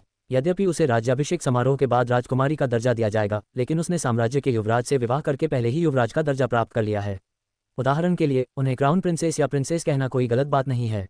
इसीलिए उन्होंने उन्हें उनकी पहली उपाधि के बजाय उस नई उपाधि से संबोधित किया जो उन्हें शादी के बाद मिली थी। उसे अपनी बात का जवाब न देते देख उसने फिर से अजीब तरह से गला साफ किया और कहा, तुम्हें इस घूंघट में असहज महसूस हो रहा होगा। इसे हटा क्यों नहीं देती? उसने घूंघट हटाने के लिए अपना हाथ बढ़ाया ताकि वह उसके चेहरे की प्रशंसा कर सके जिसे वह सुबह से नहीं देख पाया था। हालांकि इससे पहले कि वह घूंघट हटा पाता, यांग निंग ने उससे भी तेजी से काम किया और खुद ही घूंघट पीछे धकेल दिया और राहत में कराहते हुए बोली, आह शुक्रिया, मुझे इस बेवकूफ़ घूंघट की वजह से बहुत घुटन महसूस हो रही थी। मुझे लगा था कि मैं दम घुटने से मर जाऊंगी। अब मैं आखिरकार सांस ले पा रही हूँ। उसने आह भरी। यांग निंग के अजीबोगरीब शब्दों और शर्मीली हरकतों से झेंग लियांग अवाक रह गया। क्या दूल्हे को दुल्हन के चेहरे से घूंघट नहीं हटाना चाहिए था? फिर ये क्या हो रहा है? उसने सोचा। उसने शर्म से होंठ भींच लिए और हवा में लटके अपने हाथ को वापस खींच लिया। अब वह क्या कर सकता है जब उसने खुद ही घूंघट हटा लिया है। उसने उसके लाल हो चुके गालों को देखा और उसकी अजीब बातचीत का अंदाज देखकर उलझन में पूछा, राजकुमारी यांगनिंग, बेवकूफ़, घूंघट से तुम्हारा क्या मतलब है? क्या ये घूंघट किसी नए कपड़े से बना है? उसने अजीब भाषा में कही गई बात को स्पष्ट करने की कोशिश करते हुए पूछा। ऐसा लग रहा था जैसे वह भी वही भाषा बोल रही हो जो वह बोल रहा था, पर एक ही समय पर नहीं। उसने ये शब्द पहले कभी नहीं सुना था। आह, बेवकूफ़, सीधी सी बात है। इसका मतलब है कि यह घूंघट बेवकूफ़ी भरा है और इसकी गलती है। इसकी वजह से मुझे पूरा दिन तकलीफ उठानी पड़ी। वह नशे में बड़बड़ा रही थी और अपनी बनियान का कॉलर खींचते हुए रो रही थी क्योंकि उसे पहनते हुए गर्मी लग रही थी। झेंग लियांग ने अपने होंठ भींच लिए क्योंकि वह अभी भी शब्द का अर्थ नहीं समझ पाया था, लेकिन जिस तरह से वह घूंघट के बारे में शिकायत कर रही थी उससे ऐसा लग रहा था कि इसका कोई अच्छा अर्थ नहीं है। लगता है घूंघट का नया कपड़ा दूसरे घूंघटों जितना आरामदायक नहीं है, इसलिए उसे इसमें असहजता महसूस हो रही होगी। क्या ऐसा है? मुझे यकीन है कि घूंघट से चेहरा ढंक कर घूमना मुश्किल होगा। उसे उससे सहानुभूति तो हुई, लेकिन वह खुद को उसके चेहरे की तरफ 2 बार देखने से नहीं रोक सका। वह उसकी उम्मीद से कहीं ज्यादा खूबसूरत लग रही थी। उसके चेहरे पर हल्का मेकअप और गालों पर गुलाबी रंग का ब्लश उसे और भी ज्यादा स्त्रियोचित और महिला जैसा बना रहा था। उसके चेहरे को घूरते हुए वह शर्मा गया और अपने होंठ भींचकर अपनी मुस्कान छिपाने की कोशिश करने लगा। अब वह उसकी पत्नी है। राजकुमारी यांगनिंग, पिछली बार आपने जो किया उसके लिए मैं आपको धन्यवाद देना चाहता था। मुझे उम्मीद नहीं थी कि जब मुझे अपने कक्ष में कैद करने की सजा दी गई थी तब आप महल में आएंगी। जब मैं झेंग लियांग ज्यादा देर तक उनकी आंखों में नहीं देख सका और सफ़ेद साटन की चादर को देखते हुए और गुलाब की पंखुड़ियों से खेलते हुए उन्हें धन्यवाद दे रहा था। जब उसने उसकी आंखों में आंखें डालकर देखा तो उसकी आंखें आश्चर्य से चौड़ी हो गईं जब यांगनिंग ने अचानक उसके ब्लाउज की गांठ खोलनी शुरू कर दी। राजकुमारी यांगनिंग, आप क्या कर रही हैं? उसने समय रहते कार्रवाई की और उसे ब्लाउज की गांठ पूरी तरह से खोलने और उसे नीचे गिरने से रोक दिया, जिससे उसके अंतर्वस्त्र दिखाई देने लगे। उसे पता ही नहीं चला कि उसने कब अपना बाहरी वस्त्र उतार दिया और कब वह ऊपरी ब्लाउज उतारने की ओर बढ़ रही थी। यांगनिंग ने झेंग लियांग को उसके काम में बाधा डालने के लिए घूरा और उसका हाथ हटाने की कोशिश करते हुए मुंह बनाकर रोते हुए कहा, आह, मुझे अकेला छोड़ दो, मुझे बहुत गर्मी लग रही है। एयर कंडीशनर चालू करो, यहाँ बहुत गर्मी और असहजता है। आप लोग बिना एयर कंडीशनर के कैसे रह सकते हैं? वह चीखी और एक बार फिर अपना ब्लाउज उतारने की कोशिश की। झेंग लियांग ने उसकी कलाई पकड़ ली और उसे कपड़े उतारने से रोक दिया और चिंता से उसकी ओर देखने लगा। वह अजीब व्यवहार क्यों कर रही थी? एयर कंडीशनर, क्या ये कोई सुगंधित धूप बत्ती है? उसने उसके हाथों को कसकर पकड़ते हुए हैरानी से पूछा। आज उनकी शादी की रात है और उम्मीद थी कि वे अपनी शादी पूरी तरह से संपन्न कर लेंगे। हालांकि उन्हें बिल्कुल भी उम्मीद नहीं थी कि चीज़ें इस दिशा में जाएंगी। जब उसने उसके बोलने के अजीब तरीके और बिना किसी कारण के उसके हंसने और रोने के तरीके को देखा तो उसकी भौहें तन गईं। उसने इधर उधर देखा और पलंग के पास शराब का बर्तन देखा जिसका ढक्कन हटा हुआ था और 2 प्यालों में से एक इस्तेमाल किया हुआ था। वह यांगनिंग के पास झुका और उसकी सांस सूंघने पर उसे एहसास हुआ कि शराब के नशे में वह अजीब व्यवहार कर रही थी। उसने ऐसा व्यवहार करने के लिए कितनी शराब पी है? उसने हताश होकर कहा जब उसने उसके बेकाबू हाथों को पकड़ने की कोशिश की। उसने एक हाथ से यांगनिंग का हाथ पकड़ा और दूसरे हाथ से शराब का बर्तन जांचा। जब उसने देखा कि बर्तन लगभग खाली हो चुका है और उसमें सिर्फ एक प्याला शराब बची है तो उसकी आंखें आश्चर्य से चौड़ी हो गईं। क्या उसने खुद ही सारी शराब पी ली? उसने अविश्वास से देखा, वह इतनी सारी शराब पीकर भी इस तरह कैसे जाग सकती है? यह कोई साधारण शराब नहीं थी, यह एक तेज शराब थी जो एक ही प्याले में किसी को भी नशे में डाल सकती है। इसका उपयोग यौन आकर्षण को बढ़ाने के लिए भी किया जाता है ताकि व्यक्ति अपनी पहली रात को अच्छा कर सके। वह सारा पानी कैसे पी सकती है? बेशक उसे अचानक गर्मी लग रही होगी, क्योंकि आजकल रातें बहुत ठंडी हो गई हैं और उन्हें सोने से पहले कंबल ओढ़ना पड़ता है। उसे इस ड्रेस में गर्मी कैसे लग सकती है? ये सब शराब के कारण हुआ। जब झेंग लियांग अपने विचारों में खोया हुआ था और सोच रहा था कि इस नशे में धुत महिला के साथ क्या किया जाए, यांगनिंग ने तेजी से अपने हाथों को उसकी पकड़ से मुक्त कर लिया और उसे बिस्तर पर धकेल दिया। राजकुमारी यांगनिंग, झेंग लियांग की आंखें आश्चर्य से चौड़ी हो गईं जब उसने अचानक उसे बिस्तर पर धकेल दिया और उसके ऊपर मंडराने लगी। उसने अपने शरीर को ढीला छोड़ा और अपना भार उस पर डाल दिया। उसने उसके कंधों को पकड़ लिया और उसे अपने नीचे दबा लिया। क्या राजकुमारी यांगनिंग, राजकुमारी यांगनिंग, मुझे ऐसे पुराने जमाने से मत बुलाओ। वह अपनी डिगमगाती आंखों से उसे देखते हुए बड़बड़ाए और बिना किसी कारण के खिलखिला उठी। झेंग लियांग, जो उसके नीचे फंसा हुआ था, घबराहट में अपनी लार निगल गया और विनम्रता से पूछा, तो मैं तुम्हें क्या कहूँ? अगर राजकुमारी यांगनिंग नहीं तो क्या कहूँ? उसने उसका ध्यान बटाने और उसे बिस्तर पर ठीक से बैठने में मदद करने के लिए कहा। उसने उसे अपने ऊपर से हटाने की कोशिश की, लेकिन उसने उसे घूर कर देखा और उसका हाथ झटक गया और उसकी तरफ इशारा करते हुए कहा, हिम्मत मत करो, मेरे अलावा कोई मुझे छू नहीं सकता। उसने कहा। झेंग लियांग ने उलझन में आंखें झपकाईं, लेकिन फिर भी उसकी बात मान ली।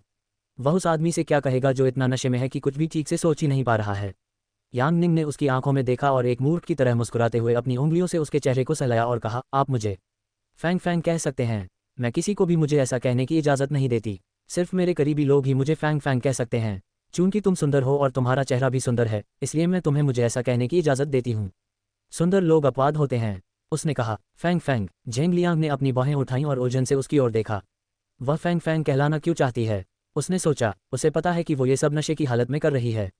लेकिन अब जब वो उसे इस नज़र से देख रहा था तो वो उसकी हिम्मत की तारीफ किए बिना नहीं रह सका। ये पहली बार था जब किसी ने उसे साम्राज्य के युवराज को आदेश दिया था। महामहिम के अलावा कोई भी उसे आदेश नहीं दे सकता। हालांकि यह महिला ड्रैगन मंडप में अपने पहले दिन से ही ऐसा करती आ रही है। वह कितनी बहादुर महिला है। 129 पहली रात 3। अरे अभी से सुबह क्यों हो गई। यान निंग करा उठी जब वह खिड़कियों से कमरे में आ रही धूप की वजह से नींद से जागी। रात के समय जब कमरे को रोशन करने के लिए लालटेन की जरूरत होती थी, उसके उलट दिन की धूप की वजह से कमरा पहले से ही रोशन था। उसने अपनी आंखें कसकर बंद कर लीं और कंबल खींचकर खुद को पूरी तरह ढक लिया तथा आरामदायक स्थिति में करवट लेकर सो गई। उसे अभी भी नींद आ रही थी और वह देर तक सोने की सोच रही थी। आज शरीर को हिलने डुलने के लिए उसे भरपूर आराम की जरूरत है। इसके अलावा उसका सिर इतना दर्द कर रहा था कि अगर वह ठीक से नहीं सोई तो सिर 2 हिस्सों में फट सकता था। कल का दिन उसके दुबले पतले और कमजोर शरीर के लिए बहुत ज्यादा था।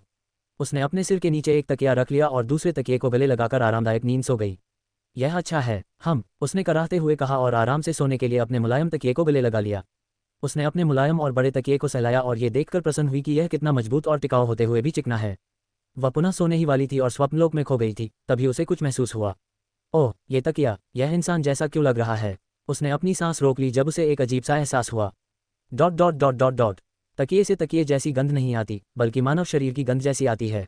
उसने अपने होंठ काटे और भौहें सिकोड़ ली, अपनी आंखें खोलने और कुछ ऐसा देखने से डर रही थी जो उसे नहीं करना चाहिए था। कल रात क्या हुआ था। उसने आंखें बंद करके पिछली रात की घटनाओं को याद करने की कोशिश की। क्या वह झेंग लियांग का उसके कमरे में इंतजार नहीं कर रही थी। फिर उसके बाद क्या हुआ। उसे याद आया कि उसे प्यास लगी है और उसने पानी पी लिया। हालांकि उसके बाद क्या हुआ उसे कुछ भी याद नहीं है। आंखें बंद किए हुए उसने सावधानी से अपने हाथ इधर उधर घुमाए, ये देखने के लिए कि कहीं वह इस स्थिति के बारे में ज्यादा तो नहीं सोच रही। ओह ये तो बहुत सख्त और गर्म है, बिल्कुल इंसानी त्वचा की तरह। फैंग फैंग क्या तुम जाग रही हो। जब वह रात की घटनाओं को याद करने और यह समझने की कोशिश कर रही थी कि वह कहाँ है, तो उसने अपने कानों के पास एक कर्कश मर्दाना आवाज़ फुसफुसाते हुए सुनी। फैंग फैंग उसने झट से आंखें खोली क्योंकि उसे यकीन नहीं हो रहा था कि उसने क्या सुना। क्या वो अपनी दुनिया में वापस आ गई है। हालांकि जब उसने आंखें खोली तो वह इतनी स्तब्ध और अवाक थी कि स्थिति पर प्रतिक्रिया नहीं दे पा रही थी। झेंग लियांग उसके बगल में बिस्तर पर लेटा हुआ था और अपने खूबसूरत चेहरे के साथ उसकी ओर देख रहा था। क्या वह पूरी रात उसके बगल में सोया था, फिर भी वह इतना खूबसूरत लग रहा था। हास्यास्पद। उसकी सांस अटक गई क्योंकि वह जोर से सांस लेने की हिम्मत नहीं कर पा रही थी क्योंकि उसका नींद से भरा चेहरा उसके बिल्कुल बगल में था और अगर वह जोर से सांस लेती तो वह उसकी सुबह की सांस की गंध सूंघ सकता था। वह ऐसा नहीं चाहती। उसने अपने होंठ भींच लिए और उसकी नज़र उसके सुंदर चेहरे पर टिक गई और उसकी बड़ी बड़ी आंखों से मिली जो उसकी प्रतिक्रिया का इंतजार कर रही थीं। क्या उसने सही सुना। वह सोच रही थी वह अभी भी इस दुनिया में है और वह उसे उसके असली नाम से क्यों बुलाएगा। उसे यान निंग कहना चाहिए, न कि फैंग फैंग जैसा कि उसके माता पिता और करीबी दोस्त उसे बुलाते थे। उसे उसके इस नाम के बारे में कैसे पता, ये कैसे संभव हो सकता है। फैंग फैंग क्या तुम्हें प्यास नहीं लगी, उसने फिर पूछा जिससे वह हैरानी से उसकी ओर देखने लगी। उसने गलत नहीं सुना, लेकिन उसे उसका असली नाम कैसे पता। उसका चेहरा पीला पड़ गया और वह सोचने लगी कि क्या उसका और उसके पति का पिछले जन्म में कोई संबंध था और क्या यान निंग के शरीर में होने के बावजूद उसने उसे पहचान लिया था, बिल्कुल नाटकों की तरह। हालांकि इससे पहले कि वह कुछ और सोच पाती उसे अपनी वर्तमान स्थिति का एहसास हुआ। वह घबरा गई और यह समझने की कोशिश करने लगी कि वह किस तरह की स्थिति में है। जब उसे एहसास हुआ कि वह और झेंग लियांग एक ही बिस्तर पर सो रहे हैं तो उसका दिल बैठ गया। इतना ही नहीं बल्कि वह तकिया जिसे उसने आराम से सोने के लिए अपने सिर के नीचे रखा था वह उसका हाथ था, और वह बड़ा तकिया जिसे उसने सोने के लिए गले लगाया था वह कोई और नहीं बल्कि झेंग लियांग था। वह उसे कसकर गले लगाए सो रही थी और उसका हाथ उसकी नंगी छाती पर था। नंगी छाती। वह तुरंत कंबल को कसकर पकड़े हुए बिस्तर पर बैठ गई। उसने ध्यान से कंबल के नीचे देखा कि उसने कपड़े पहने हैं या नहीं। झेंग लियांग ने अपना चोगा उतार दिया। अगर उसने नीचे भी नहीं पहना था तो वह इतनी दूर की चीज़ों की कल्पना नहीं करना चाहती। उसने अपनी हालत को ध्यान से देखने से पहले एक गहरी सांस ली। जब उसे एहसास हुआ कि उसने अब अपनी शादी की पोशाक नहीं पहनी है तो वह सदमे से लगभग जोर से चीख पड़ी। हालांकि शुक्र है कि उसके पास अभी भी उसके अंतर्वस्त्र सुरक्षित हैं जो उसने शादी की पोशाक के नीचे पहने थे। सफ़ेद अंडरगारमेंट्स में एक लंबी सफ़ेद पट्टी थी जो उसकी छाती पर बंधी हुई थी और ब्रा की बजाय उसके स्तनों को सहारा दे रही थी। इसके अलावा उसने हल्के कपड़े की एक बनियान पहनी हुई थी जो उसकी छाती पर गांठ लगाकर बंधी हुई थी। नीचे की ओर उसने बड़े स्कर्ट के नीचे पहनने के लिए ऑफ वाइट सूती कपड़े का पेटीकोट पहना हुआ था। इन कपड़ों में वो खुद को असहज महसूस कर रही थी, फिर भी कुछ न पहनने से तो यही बेहतर है। अगर वो अपनी दुनिया में ये अंडरगारमेंट्स पहनती तो ये कपड़े और भी फैशनेबल डिज़ाइन के होते और पार्टी आउटफिट्स जैसे लगते, आरामदायक और हवादार। उसे इस बात से कोई फर्क नहीं पड़ता कि उसने अंडरगारमेंट्स पहने हैं या पजामा। जब तक वह उसके सामने नंगी नहीं है तब तक कुछ भी चलेगा। हालांकि वे इस स्थिति में कैसे पहुंचे। फैंग फैंग क्या कुछ गड़बड़ है, झेंग लियांग ने फिर पूछा जब यान निंग ने उसके किसी भी सवाल का जवाब नहीं दिया। यान निंग ने अपने होंठ भींचे और उलझन में उस पर चिल्लाए, रुको, मुझे फैंग फैंग कहना बंद करो, तुम मुझे बार बार ऐसे क्यों बुलाते हो, अजीब लगता है। वह उस पर चिल्लाए, लेकिन उसके हाव भाव में आए बदलाव को देखकर शर्मिंदगी से अपनी आवाज़ धीमी कर ली। उसके मुंह से अपना असली नाम सुनकर उसे कुछ अलग सा लगा और वह असहज हो गई। आखिर उसे यह नाम किसने बताया? वह पहले से ही तनाव में थी और कल रात जो कुछ हुआ उसके बारे में सोच रही थी और अब वह उससे बात करने के लिए लगातार दबाव डाल रहा है। हालांकि उस पर झपटने के बाद उसे उस पर चिल्लाने का पछतावा हो रहा था। वह उस पर गुस्सा तो नहीं करेगा, है ना? उसने सोचा। वह अपनी स्थिति नहीं भूल सकती। वह अभी भी यांग निंग के शरीर में है और वह इस काल्पनिक दुनिया का युवराज है। वह उसके खिलाफ युद्ध छेड़ने की हिम्मत नहीं कर सकती। यह मौत को दावत देने जैसा होगा। Dot dot dot dot Zheng Liang ने उसे भौहें चढ़ाकर देखा और समझ गया कि वह पिछली रात से अलग दिख रही थी। वह अपने व्यवहार से उसके आसपास सावधान रहने की कोशिश कर रही थी, पिछली रात के विपरीत जब वह उसके साथ अपनी मर्जी से पेश आ रही थी और अपने ओहदों के पदानुक्रम को भूलकर उसे आदेश दे रही थी। वह कुछ नहीं बोला और बिस्तर से उतरकर कमरे में रखी गोल चाय की मेज की तरफ बढ़ा और कप में पानी भर लिया। पहले थोड़ा पानी पी लो, कल रात की वजह से तुम्हें शायद सिर दर्द हुआ होगा। उसने उसे पानी का एक कप दिया और अपना ऊपरी चोगा पहनने लगा। यांग निंग ने उस पर चिल्लाने के लिए अपराध बोध से अपने होंठ भींच लिए और पानी का कप लेकर उसे घबराहट से देखते हुए झिझकते हुए घूंट भर लिया। क्या वह मेरी बात पर नाराज है? वह सोच में पड़ गई जब उसने उससे कुछ नहीं कहा और अपने कपड़े बदल रहा था। हालांकि उसके दिमाग में कई सवाल कौंध रहे थे जिससे उसे चक्कर आ रहा था। आखिर कल रात उनके बीच क्या हुआ था? आखिर वे इस अजीबोगरीब स्थिति में कैसे पहुंच गए? वह आधा नंगा था और वह भी सिर्फ अंडरवियर में बिस्तर पर लेटी हुई थी। कल रात उन्होंने ऐसा क्या किया कि उनकी यह हालत हो गई? जब वह अपने विचारों में खोई हुई थी उसने उसे यह कहते सुना, यदि तुम कल रात के बारे में चिंतित हो तो बता दूं कि हमारे बीच कुछ भी नहीं हुआ। उसने कहा। यांग निंग हैरान रह गई जब उसने अचानक पिछली रात का जिक्र किया। ये सुनकर उसे राहत तो मिली, लेकिन साथ ही उन दोनों के बीच हुई बातों को जानने की उत्सुकता भी हुई। क्या तुम इस वजह से घबरा नहीं रही थी? कम से कम मुझे तो यही लग रहा था। लगता है तुम कल रात वाली सारी बातें भूल गई हो। उसने उसे गंभीरता से देखते हुए कहा। यांग निंग ने शर्मिंदगी से होंठ भींच लिए और अजीब सी मुस्कान दी। वह इतना होशियार क्यों है? वह उससे कुछ भी पूछने से पहले ही जान जाता था कि वह क्या सोच रही है। जब मैं कमरे में लौटा तो तुमने शराब का बर्तन लगभग खाली कर दिया था और तुम बहुत ज्यादा नशे में थी। उसने उसे पिछली रात के बारे में बताते हुए कहा। जब उसने शराब के बर्तन का जिक्र किया तो उसके गाल शर्म से लाल हो गए। तो ये शराब थी, पानी नहीं। जब उसे पानी पीने की याद आई तो उसने आह भरी। पता चला कि यह पानी नहीं बल्कि शराब थी। वह इसे लगभग खाली कैसे कर सकती है? कितनी शर्मनाक बात है। अरे क्या कल रात मुझसे कोई गलती हुई, या क्या मैंने कुछ अजीब कह दिया? उसने सावधानी से पूछा। उसे यह जानना था कि कल रात उसने क्या गड़बड़ कर दी थी कि दोनों इस हालत में पहुंच गए। अपने कपड़े पहनने के बाद झेंग लियांग ने मुस्कुराते हुए उसकी ओर देखा और अपना गला साफ किया, फिर उसके सामने एक कुर्सी खींचकर बैठ गया। तुम जानना चाहती हो कि कल रात तुमसे कोई गलती हुई या नहीं? वह कुर्सी पर बैठ गया और एक अर्थपूर्ण मुस्कान के साथ उसकी ओर देखते हुए पूछा। उसने सिर हिलाया और उसके सच बताने का इंतजार करने लगी। क्या तुम्हें यकीन है? उसने उससे पूछा। यांग निंग ने अपने होठों को भींच लिया और सोचने लगी कि उसने कल रात ऐसा क्या किया था कि उसने उससे ये सवाल पूछा। 130 पहली रात 3।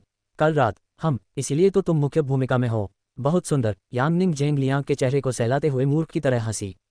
उसे बिस्तर पर धकेलने के बाद वह बिस्तर पर लेटा हुआ था। इस बीच वह उसके ऊपर मंडरा रही थी और उसे दूर फेंकने से रोकने के लिए उसकी बाहों को पकड़ रही थी। झेंग लियांग ने यांग निंग के अजीबोगरीब शब्दों पर आश्चर्य से कहा। मुख्य भूमिका, इसका क्या मतलब है? उसने सोचा। उसे केवल इतना समझ में आया कि वह उसके रूप की तारीफ कर रही थी और उसे सुंदर कह रही थी। वह उसकी निर्भीकता पर अवाक रह गया और उसकी अजीबोगरीब शराबी आदतों पर हंस रहा था। शर्म से उसके कान लाल हो गए क्योंकि उसने पहली बार किसी महिला को बिना किसी शर्मिंदगी के किसी पुरुष की खूबसूरती की तारीफ करते देखा था।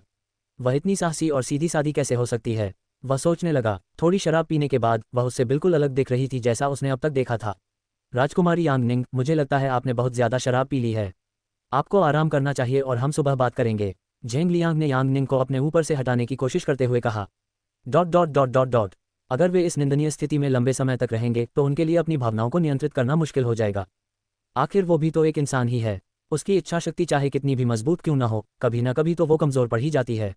और वह उसके ऊपर लेटी हुई थी और अपनी चमकती आंखों से उसे देख रही थी। जब वह अपनी मासूम आंखों से उसे देख रही थी तो वह उसकी खूबसूरती का विरोध कैसे कर सकता था? जब उसकी नज़र उसके हल्के गुलाबी होंठों पर पड़ी तो उसने झिझकते हुए अपने होंठ भींच लिए। उसके होंठों को देखते हुए उसे झील के किनारे हुए उस चुंबन की याद आ गई जब उसने उसे डूबने से बचाया था। उस अप्रत्याशित चुंबन के बाद उनके बीच बहुत कुछ बदल गया। वह उसे औरत मानने से लेकर उसे पसंद करने लगा है। आखिरकार यह उसका पहला चुंबन था और इस औरत ने उसे स्वीकार कर लिया। इतने पल साथ बिताने के बाद वह उसके सामने इतनी उदासीनता कैसे दिखा सकती है? वह सोच रहा था। यद्यपि यह उसे बचाने के तरीकों में से एक था और ऐसा लगता है कि उसे इसके बारे में पता नहीं है, फिर भी वह उस क्षण को कभी नहीं भूल सकता। इसलिए वह उसे अपने ऊपर से हटाने की जल्दी कर रहा था क्योंकि वह उसे अपने ऊपर लेटाकर कुछ भी नहीं कर सकता था। झेंग लियांग उसे दूर धकेलना चाहता था लेकिन यांग निंग टस से मज नहीं हुई और जब उसने ऐसे शब्द कहे तो उसने भौहें चढ़ाकर उसकी ओर देखा। फिर नहीं, तुम मुझे राजकुमारी यांग निंग क्यों कहती रहती हो? मैंने तुम्हें मुझे क्या कहने को कहा था? मेरा नाम है फैंग फैंग, समझे? मुझे फैंग फैंग कहो या फिर बिल्कुल मत कहो। उसने प्यार से उससे बहस की और जिद की कि वह उसे फैंग फैंग ही कहे।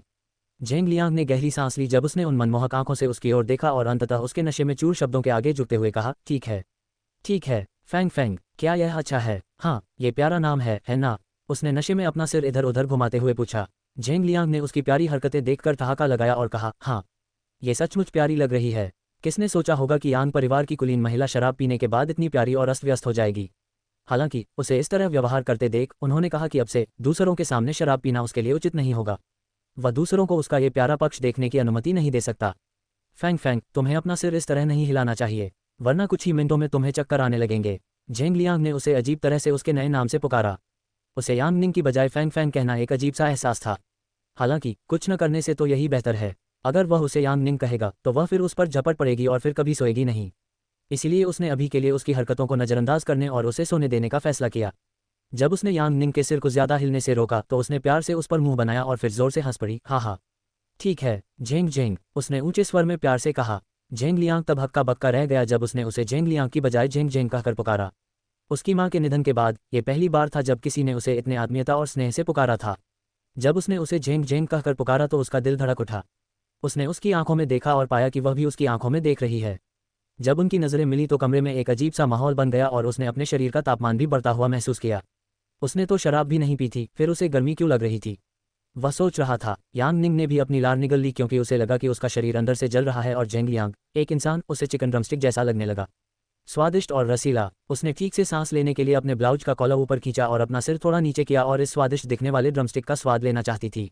दूसरी ओर जेंग लियांग उसे इस तरह व्यवहार करते देख कई भावनाओं से गुजर रहा था। उसे एक कदम आगे बढ़ते देख उसने गहरी सांस ली और एक हाथ से उसके सिर के पिछले हिस्से को पकड़ा और दूसरा हाथ उसकी पीठ पर रखकर उसे चूमने के लिए झुका। सही कहा, आखिरकार यह उनकी पहली रात है। वे इस अनमोल रात को कैसे बर्बाद कर सकते हैं? वह भी उन गुलाबी होठों का स्वाद लेना चाहता था और उनकी कोमलता को महसूस करना चाहता था। हालांकि उनके होंठ मिलने से पहले ही यांग निंग, जो लगभग पूरी शराब पी चुकी थी, जाग रही थी और मुस्कुरा रही थी, अपनी आंखें बंद कर लीं और उसकी गर्दन से लगकर सो गई। उसका शरीर धड़ाम से उसके ऊपर गिर पड़ा और उसका चेहरा उसकी गर्दन से टकरा गया, जिससे वह हक्का बक्का रह गया। राजकुमारी Yang Ni, Fong Fong Fong Fong. Zheng Liang ने उसे जगाने की कोशिश की ताकि वह कम से कम उसे रात के कपड़े पहनने और बिस्तर पर जाने के लिए कह सके। आज का दिन दोनों के लिए काफी उथल पुथल और थकाने वाला था। पहली रात थी, किसने सोचा था कि वो इतनी रात एक शराबी के साथ सोएगा। हाँ, जेंग लियांग ने गहरी सांस ली जब पूरा माहौल उदास हो गया जब यांग निंग उनके होंठ मिलने से पहले ही सो गई। लगता है आज की रात बहुत मुश्किल होने वाली है, वह अविश्वास से हंसते हुए बुदबुदाया। किसने सोचा था कि अपनी पत्नी के साथ उसकी पहली रात इतनी रोमांचक और रोमांचकारी होगी। वर्तमान में वापस पानी पीने के बाद यांग निंग ने खाली कप रखने के लिए इधर उधर देखा। जेंग लियांग ने देखा कि उसने कंबल को कसकर पकड़ रखा है और उससे कप लेने के लिए खड़ा हो गया। यांग निंग उसके सज्जनतापूर्ण व्यवहार से हैरान रह गई और मुस्कुराते हुए उसे खाली कप थमा दिया। कम से कम उपन्यास के उलट वह उसके प्रति रूखा और बुरा नहीं है, वरना यांग निंग बनकर पेश आना उसके लिए नर्क जैसा होता। अगर मैं सो गई थी तो फिर मेरी यह हालत कैसे हो गई? उसने उसे शक भरी निगाहों से देखते हुए पूछा। उस बारे में जेंग लियांग उस दृश्य के बारे में याद दिलाते हुए उस पर हंसा और फर्श पर फेंके गए कपड़ों पर नजर डाली। उसने अपना गला साफ करते हुए कहा, जब तुम मेरे बगल में सो रही थी तो आधी रात को अचानक जाग गई और रोने लगी कि इस ड्रेस में तुम कितनी असहज महसूस कर रही हो। इससे पहले कि मैं तुम्हारी कुछ मदद कर पाता तुमने अपने कपड़े उतारने शुरू कर दिए और उन्हें बेरहमी से जमीन पर फेंक दिया। तुमने मुझे तब क्यों नहीं रोका? उसने आंखें चौड़ी करके पूछा। मैं तुम्हें कैसे रोक सकता हूँ? ये तुम्हारे कपड़े थे और तुम उन्हें उतार रही थी, मैं बीच में क्या कर सकता हूँ? उसने लापरवाही से जवाब दिया, जिससे उसकी भौहें तंग गईं। वह शियाओवेई को अंदर बुलाकर उसके रात के कपड़े ठीक करवा सकता था, लेकिन अगर वह ऐसा करता तो ये खबर कि नई दुल्हन शराब का पूरा घड़ा पीकर नशे में धुत हो गई है पूरे महल में जंगल की आग की तरह फैल जाती। अहम यह अच्छी बात है कि उसने कुछ नहीं किया, हालांकि वह अभी भी इस कड़वे सच को पचा नहीं पा रही थी। उसने विनती भरी निगाहों से उसकी तरफ देखा और विनती की कि उसे तंग न करे और सच बता दे, क्योंकि अगर यह सच है तो वह शर्मिंदगी से मर जाएगी। मैं झूठ नहीं बोल रही, तुमने खुद ही अपने कपड़े उतारे थे, मैंने तुम्हें छुआ तक नहीं। जब उसने उसकी आरोप लगाने वाली नज़र देखी तो उसने बचाव में हाथ उठा लिए। वह झूठ भी नहीं बोल रहा था, फिर वह उसे ऐसे क्यों देख रही थी मानो वह उसे किसी ऐसी बात के लिए फंसा रहा हो जो उसने की ही नहीं। यांग निंग ने अपने होंठ भींच लिए और शर्मिंदगी से मर जाना चाहती थी, इसलिए वह न सिर्फ उसके साथ एक ही बिस्तर पर सोई बल्कि उसके सामने अपने कपड़े भी उतार दिए। कितना शर्मनाक। तो अगर हमारे बीच कुछ नहीं हुआ तो तुम बिना गाउन के क्यों सो रही थी? अब मुझ पर इल्ज़ाम मत लगाना कि मैंने तुम्हारे कपड़े उतार दिए। उसने उसे भौहें चढ़ाकर देखा क्योंकि वह अपने सवालों के जवाब चाहती थी। ऐसा तो हो ही नहीं सकता कि उसे उससे कुछ उम्मीद न रही हो, वरना वो अपना ऊपरी चोगा भी क्यों उतारता और उसके बगल में नंगे बदन क्यों सोता?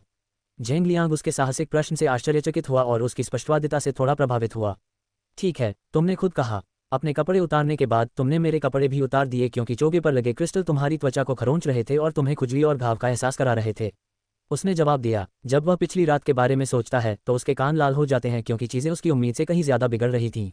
उसने सुना था कि ऐसी चीज़ों का नेतृत्व सिर्फ पुरुषों को ही सौंपा जाता है, लेकिन यांग निंग उससे एक कदम आगे थी और सारा काम खुद ही कर रही थी। उसने न सिर्फ अपने कपड़े उतारे बल्कि उसके कपड़े भी उतार दिए, बस उसे सुलाने के लिए। जब वह नींद में उसे कसकर गले लगा रही थी और कभी कभी सपने में बिल्ली की तरह उसका चेहरा चाट रही थी, तब वह पत्थर की तरह उसके बगल में लेटा हुआ था। वह उसकी सक्रिय गतिविधियों पर प्रतिक्रिया देने में असमर्थ था और मानसिक रूप से अस्वस्थ था। आखिरकार यह उसका पहला अनुभव था जब उसे हर तरह की चीज़ों का अनुभव हो रहा था। तुम झूठ बोल रहे हो, यांग निंग ने अविश्वास में उसकी बात पर उपहास किया, लेकिन उसके हाव भाव देखकर वह बता सकती थी कि वह झूठ नहीं बोल रहा था। अब वह उसका सामना कैसे करेगी? वह मन ही मन अपमानित होकर चिल्लाई। यदि यांग निंग कभी इस शरीर में वापस लौटी तो उसे अपनी सभ्य और उचित महिला जैसी प्रतिष्ठा को बर्बाद करने के लिए शर्मिंदा होना पड़ेगा। आगे की कहानी सुनाने के लिए एम स्टोरी वर्ल्ड को सब्सक्राइब करो।